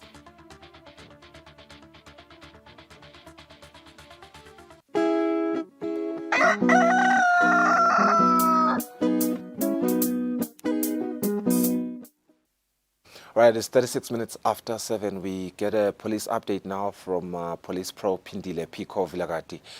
Phephethe sikwamukelelo mhla ekuseni eluhlelweni Kusile breakfast show. Engabe uthini umbiko lo sipha wona ngekusebenza kwenu kule mphela sonto lesibuya kuyo. Ngiyabonga kakhulu Mngoni sivusele kuwe sivusele nakuso sonke sivele sibukela Eswatini Television. Singena kuMsombuluko lapho khona sibuya kwemphela sonto. Noko ke lebenedikigaba leti ncane noko leti takhona tiyatsapisa kakhulu kade ngaloko sigcine thethe umphefumulo lesikubonile kakhulu kade kube tingoti temgwaco lesibenayo tegcina tihamba nemphefumulo leto lonje sibike umbiko wabantu labane labashiya emgwacweni labanye lekufaya ekhathi labo lebebawela emgwacweni kakhulu kade umgwaco lomkhulu singachubeka nje nekusicela sive ukuthi kangaphephi vele kuwela kule migwaco lena lene malayini noma imizila lemibili ngoba noma beyingakubona lelinye imotolo ukhanza ukuthi kunemoto lendlulako lengagcina seyikushayisa sibeke lebantu labane labashiya ngokuleto tigigaba kanti ngakulokunye ke sibe nabo bantu futhi labafa etandleni talabanye njengaloko sibe nalababili nje nasibala impela sonto yonke sibene lijale neminyaka long 28 lapha eMbatheni lelagwazwa ngenfo lekhaliphile eAsekai lagcina lishiya emhlabeni kanti futhi namhlanje sivuka sinelijale neminyaka leng 24 nalo lagwazwa ngemgcibelo ebusuku ligcine selishiya kitolo lapha endansi esiphofaneni kumadlenya kusedeke loboshiwe ngaleso sigigaba ungaba kuchubeka sicela sive sesibambise sita sisenda loluphenyo kulabo bantu lekubonakala ukuthi bathathe imphefumulo noma bende bethathe imphefumulo singayekeli nokusicela sive kakhulu ukuthi nangabe ukhona umuntu losolakala ukuthi wende kuqala noma lekubonakala ukuthi wende noma utholakele endalicala size achubeke siwethembe umthetho simbike emaphoyiseni aboshwe ahamba udiphendelela ngalelo cala singakhanzi sinemacala nathi ukuthi sesithethe umphefumulo wakhe noma sesimlimete ngenxa yokubheka endacala siyawuchubeka ke siyathi ukuthi imisebenzi leminye lebesinayo bayakhatha umsebenzi lomkhulu lobo lapha kamanzini lobo buthe kakhulu kati insha lebeyiningi lapha ngendlela emangasako sibonga kakhulu kusasive njengalokho kude tigigaba letibikiwe emva kwalowo msebenzi kanti siyathi sisuka kulomnye lomkhulu kakhulu welive lobo uchubeka la even la kangwane nakhona sivumise kakhulu kusasive kusibambisa sisabambe umsebenzi wesakho sicela ukuthi nakulenye imisebenzi letawuta njengalokho vele kubonakala ukuthi imisebenzi seminingi asichubeke sive nekusibambisa ngalendlela besibambisa ngayo sichubeke nanyalo njengalokho siyathi silkhetful sechubeke njalo sibambisane nalo lonke live sisenda leyo misebenzi sifisela wonke umuntu lokhona even la kangwane uphepha sachubeka nalo liviki siyabonga Siwakhulu mphephethe lomhla ekuseni ngalo mbiko lo detailed lo sipha wona. Nanansi mfisela ke liviki lelihle nisacuba wona umsebenzi welive. Asibahlole market nasibuya Linda Master Dlamini joins us kokhulumisa sihlangu semnikati lese sihambile ke kuyawungenela inzebe khosafa ngayinzawo.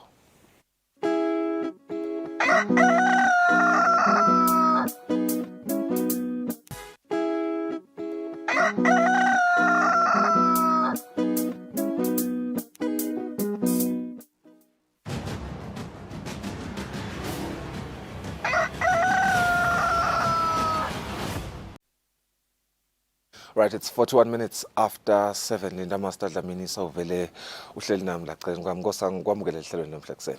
Ngiyabonga Sifiso, ngibonga mnguni ngethuba lokukhulu ngivusele ama-loyal viewers Eswatini TV Monday morning. Master nzaba lenkulu sihlangu semnikati sihambile sise South Africa. Khosafa iyaqala kusasa. Uthi coach Dominic Gnene nabahlulekile but awufika kuma final. Nabahlulekile at least but ngiyafuna ukuthi ungawa interpret kakhulu lamagama akhe sesimuve. We do have the full speech lokhonile kusithebula by sithebulwe nguwe masa sesimlalele coach Dominic Gnene akhuluma ngeluhambo labo kuyojoina yona iKhosafa. Vice President, executive members of HOD, CEO malunga etindzaba. President licembu selilungiselele kuya kuKhosafa ngilenye yema-tournaments lesesiwadlalile siyacabanga yesithathu kithi le la sifike siwufake khona umfutho. Kungaba kusho nje President lo ukuthi sisalungiselela akukabi lula kulandzela ama-results lebesibuya kiwo. Kulukhuni ke kutraina umdlalo kuya kuma-results langasimahle ngobe awukhona ukuyitshukutsha le ngqondo lo mtimba nangabe ingqondo ingesikahle. Kubitekelo ukuthi sithi siufuna lo mtimba but naleti ingqondo tibe tikahle. Cha ngawabonga lamadvodza laseceleni kwami President asibambisile tagcina tingqondo tebadlali tingileti kahle kakhulu. Wabona ngisho sekusetshenzwa lokho ukuthi bayatimisela. Sisaya kule tournament ungaba kuthembisa nje President lo ukuthi sifise kudlala sifike esigabeni lesingcono kunalesi lesike sadlala kiso. Igroup lelikhulu lelesikiyo kepha kasicala ukungena egroupini lelikhulu sike sayitfola satimisela sasebenza. Siyethembisa ukuthi nakule njengenhlala yenda nasingena egroundini staff ke sitimisele. Ngiqolise nje ukuthi bekumele ngicale ngifule ibandla lami ngemvumo yakho ngicela kulethfula President. Ngesancele sami kuna assistant coach ngu-Anthony Mdluli, kuna goalkeeper coach Nsipho wakadrube, bese kuba na physical trainer ngumbuso wakagina, kube na physiotherapist ngumachawe wakamamba, kube na dokotela wethu ngumduduzi wakamdluli. Siyabonga kakhulu President. Master coach Dominic Gnene uzamane kushonyela ukuthi i-team labantu abahamba nayo i-compriser of bobani. I think singangeni kakhulu asesikhulume nje ngale squad i-setup yaso. Are you happy wena ngaso the management? I think nje cishe bonke labahambile. Are you happy? Sifiso ngicela kushona nakuye umbukeli. Every time nakuselectwa i-national team wonke move uba nema opinions lehlukene. In fact ibhola vele sports ema opinions ukuthi wena ucabanga kanjani. Wonke move lothanza ibhola noma wonke move lo favor ibhola uba ne opinion yakhe. Bese sekubana naba mvulo kuthiwa ama football expert ma football analyst nabo babe nemove yakabo. Ngicabanga ukuthi nami ngifulisha lapho ngenemove wami nami ukuthi le team lehambile ngendeka kube ayikabalance kahle. Yes, but nawubuka cishe labadlali labane experience ukhuluma ngabo Sikhali, ukhulume ngabo khanya ke sorry Sanda Nezwe Mapalini naMponyo Royal Leopard bakhona. Then ku-midfield unabo boMpendulo Thoma youngsters ube nabo bokwakhe. Ngicabanga ukuthi those players badlali bosihlangu bakhona Nalindo Mkhonda the captain, but to still have badlali labangekho langafuni coach ukubabita ukhuluma nga Felix Pedenost na Justice Figueredo badlali ngicabanga ukuthi labo bakhona abekho nothi bakhona usho ukuthi they could have been called bakhona ba available okay yes okay. ba available but abekho part of le team lehambile eDurban ngicabanga ukuthi lo even goalkeeper weMbabane Highlanders longanikwa iaward yakhe last week ye goalkeeper of the season vele uwavele wa nabaphinze bambita wavele wahoxisa wathi akacela iba part of le team ngetizathu takhe letatiwa nguye lengicabanga ukuthi naye bekayideserve ichance yekuya kuKhosafa last year bebambitile unfortunately wangadlali noma sesivele sesiphumile kuKhosafa ku last group game but ngicabanga ukuthi kulala kukhethile coach uyabelievela kuko invele sesingabe sesiyayisho thina ukuthi stam supporta kulama games lawa lamathathu ema group stages kodwa le result siyayidzinga vele silive iKhosafa kumele ngaba sisakhuluma ngayo ukuthi sesihambela nje ukuthi siyo participate no kuKhosafa sikhulumela ukuthi ngabe sesike sayiwina ushilo coach tournament yabo yes3 le technical team labanayo le iKhosafa yabo yesithathu le solo baqalile ku coach yona national team bebakhona last year bebakhona even 2020 bakanye nale technical team le assistant wakhona ku Anthony Mdluli na goalkeeper coach kungisipho Dube physical trainer kungumbuso kaGina ngicabanga ukuthi kumele ngabe sesithola lokungenani last year bekumele ukuthi sifike ku final and nawubuka ukuthi njengoba sisho ukuthi kunemidlalo abamshile Felix Pedenost all time leading scorer yaKhosafa with 9 goals but having said that we still have Skali lo buke ku breaker lelo record lelo because una 8 ulingane na Peter Ndlovu waseZimbabwe 8 so sinaka kora Skali ku next game ngalesithathu utawuthi 9 bese akora lelinye uthi 10 lokusho ukuthi all time leading scorer yohlala iseswatini kuyo iKhosafa lekumele ngabe sesike sayiwina.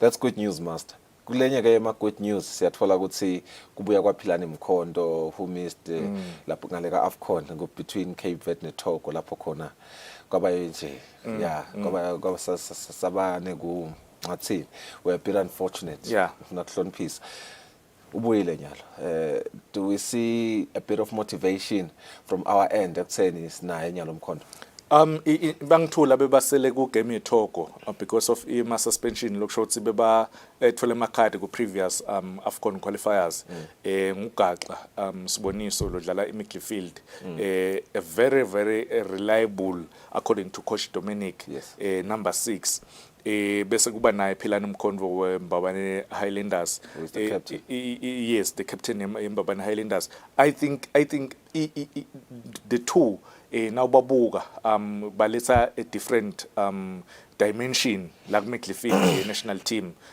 gaxa uyakhona ku holder iplay Philani Mkhondo uyakhona kudlala as a number 10 akhathe angene inside lengicabanga ukuthi utawube link up kakhulu na number 9 lokungisabelo kanzinisa ivele kugathekile ukuthi yena Philani ayiqale la ku midfield in fact nje le midfield yakhe because Dominic ubelieve ukuthi imidfield akamele ukuthi ivuleke kumele ukuthi bayivale kutabana gaxa Siboniso kube na Sifiso wakamathe then kube na Philani wakamkhondo lotawuchamuka kulela hlangothi lela bese kuba na order uyabelievela kuye kakhulu yena coach Dominic kulawo malong throw ins lengicabanga ukuthi utayiqala mina bengingaqalisa ngiqalise Philani ngiqalise kwa ngiqalise Tiger Neliswa wakadlamini kube ngibo labadlala as bo number 10 labakhatha bangene inside batolekelela nangesikhali lapha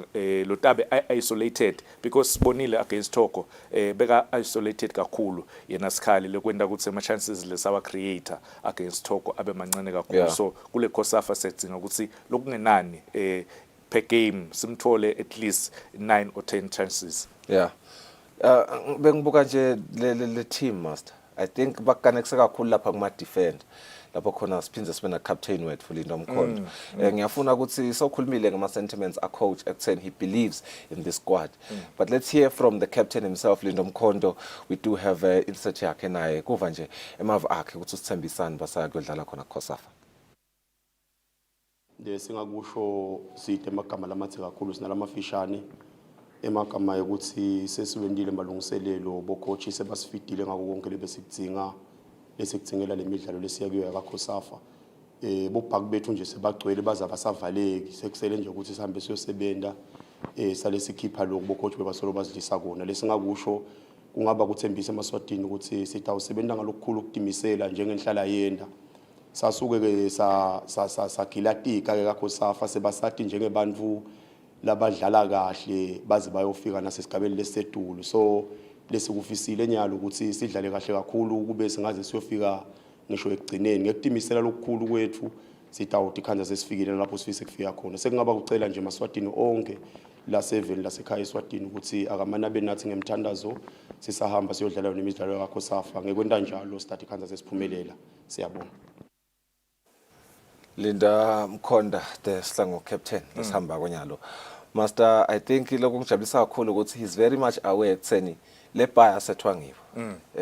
Sinenyalo we don't expect anything less from what they did ekuqaleni. Asengive nje emavi akho kunamagama labasho. Sifiso ngicabanga ukuthi i-national team over the years siyakhumbula ukuthi about 7 years ago sathola i-bronze sacoach minister sayithola le bronze but even 3 years ago siyitholile i-bronze under hena Dominic Ignene. Sesigrand ke ma bronze. Sesiright. Ngifuna ukutela lapho ukuthi inyalo indzaba ye-bronze nje asiyikhulumi. In fact indzaba sisitaphuma ini kuma group stages kumele ngaba siyikhulumi. Yes. But nawubuka labadlali Lindo Mkhondo ngicabanga experience yakhe he will go down as the most kept all-time player if edema injuries ku national team yena Lindo Mkhondo because since afikile Dominic ema games wakhethiswa ukuthi ulimele noma ku suspension bana sihlangu umkhwanazi bana siboniso mamba nasiboniso ngwenya labo badlali labo in fact wabakhosha young Buffalo so lo past 3 years. It's interesting ukuthi ma defender onke la. Ngikhuluma ngama defender onke lawo. Yes, but ngicabanga ukuthi njoba ngisho asafuna ukukhuluma indzaba ye-bronze kunemave i-South Africa nje kude badlala kude umdlali lodlala kude senior men's squad bafana longasho ukuthi irregular kubafana bafana lokhona la iBotswana yes ibalesile some of labadlali labadlala ku national team senior men's squad ngicabanga ukuthi lamave lawo lang 3 ukhuluma ngeBotswana ukhuluma ngeSouth Africa ukhuluma ngeNamibia because sinala mave lawo siyadlala kusasa ngalesithathu nalo Kusile sivela seBotswana lengicabanga le game leyo itaba key kakhulu ukuthi le Khosafa itsini ngithi because if singakhona ukuwina against Botswana then esinenkinga but I'm worried Sifiso because last year ku Khosafa sehluleka ukuyishaya iBotswana yasishaya nangikhumbula kahle asikhona ngakora against bona sabuya sadlala ku CHAN qualifier nabo away sahluleka ukukora uyabona yes so ngicabanga ukuthi ngiworried ngendlela lesihluleka ukukora against Botswana ngayo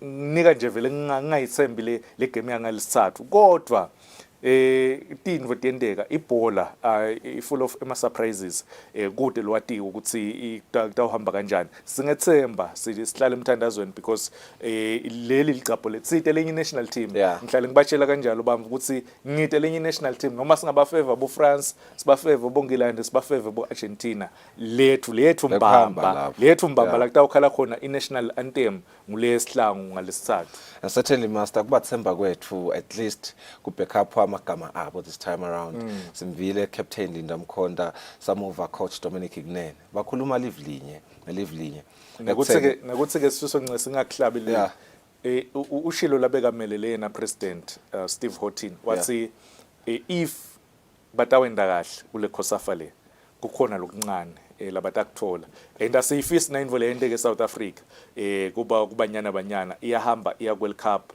bathi tena bakhala ngendzaba yamabonus kwasuswa yonke le team kwalanza team B wadlala i-friendly game neBotswana babasha 5-0 baya ku World Cup ngendzaba nje amabonus asifisi kwenteke le nto leyo ukuthi lakithi babathembise amabonus bese basabanika but sisangenile President Samora bathi nabakhuluma indzaba yamabonus babanike yinto le yentekako leyo.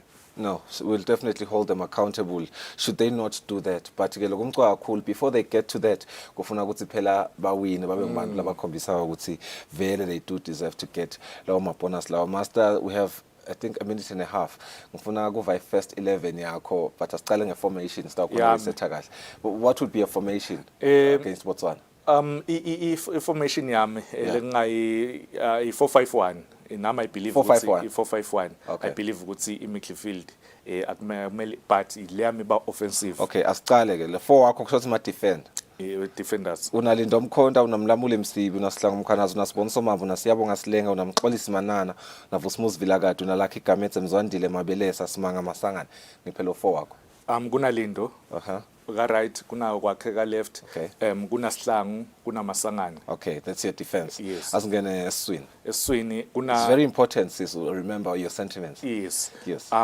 Kuna Gaxa ngiyathi sicoach utamdlalisa Siboniso o mine personally bengaqalisa Mkhondvo. Sorry Mpendulo Thomo. Sure. Mpendulo Thomo uyadlala holding midfield then ngibe na 2 wabo ngibe na 2 lambi kwakhe ngibana Sifiso Mathe ngibana Tiger. Okay. Yes. Kwakha 3 sengidzinga 2 ngidzinga labata udlala as 2 wabo number 10. Sure. Ngina Philani waka Mkhondvo ngibe na tsitele kule midfield kunabani midfield yakhe Mpendulo Thomo inamxolisi Mkhonto inabongwa inakwakhe. Yes ngidlalisa Philani ngidlalisa Mxolisi. Okay. Labo Mkhondvo brothers nje kimi but abangadlala as bo number 10 labang2 asifake ma striker obvious Sikhali Nzinisi. Okay. Asasithembe ngiyafuna lokubona ukuthi thinking yakho ne ya coach Dominic itaw aligna kanjani. Ayifani. Ngeke ifani. But nje we'll see if you ema philosophy ethu ahlukene kakhulu. But uyamthemba. No angimethemba. No, that's fine, Master. We've come to the end of the program. I think squad sakho Master ngisinothile. Ngisatha sibhala kahle phasi ngale formation kahle. I do want to see information ya coach Dominic. Fine, ahlukile ma philosophy but I do ngifuna ukuthi nasibuyala nasikhulumisa sikhona lo criticize kahle based on your own philosophy. Ngwalelo muhle, thank you so much for staying with us. This was Linda Master Dlamini ahead of iKhosafa lecalako kusasa.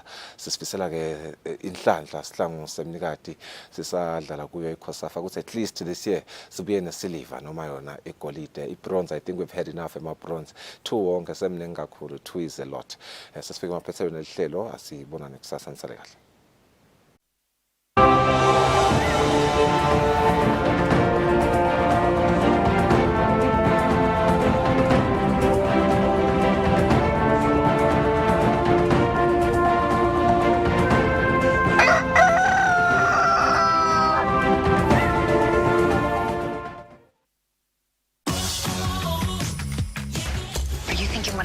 Let's go get rich from that dying old. We need to keep an eye on Beatrice and Dick. They're trying to take our money. What is it that Dan used to say? If you're scared of dying, don't be afraid to live. No one's born bad. Like anything, it takes practice. What's all the commotion? There's a robbery across the street. What? I am Puss in Boots. What's a Puss in Boots? It's me! Frank has built something truly special. What he's created out here, it's a different way, a better way. What are we doing? Changing the world.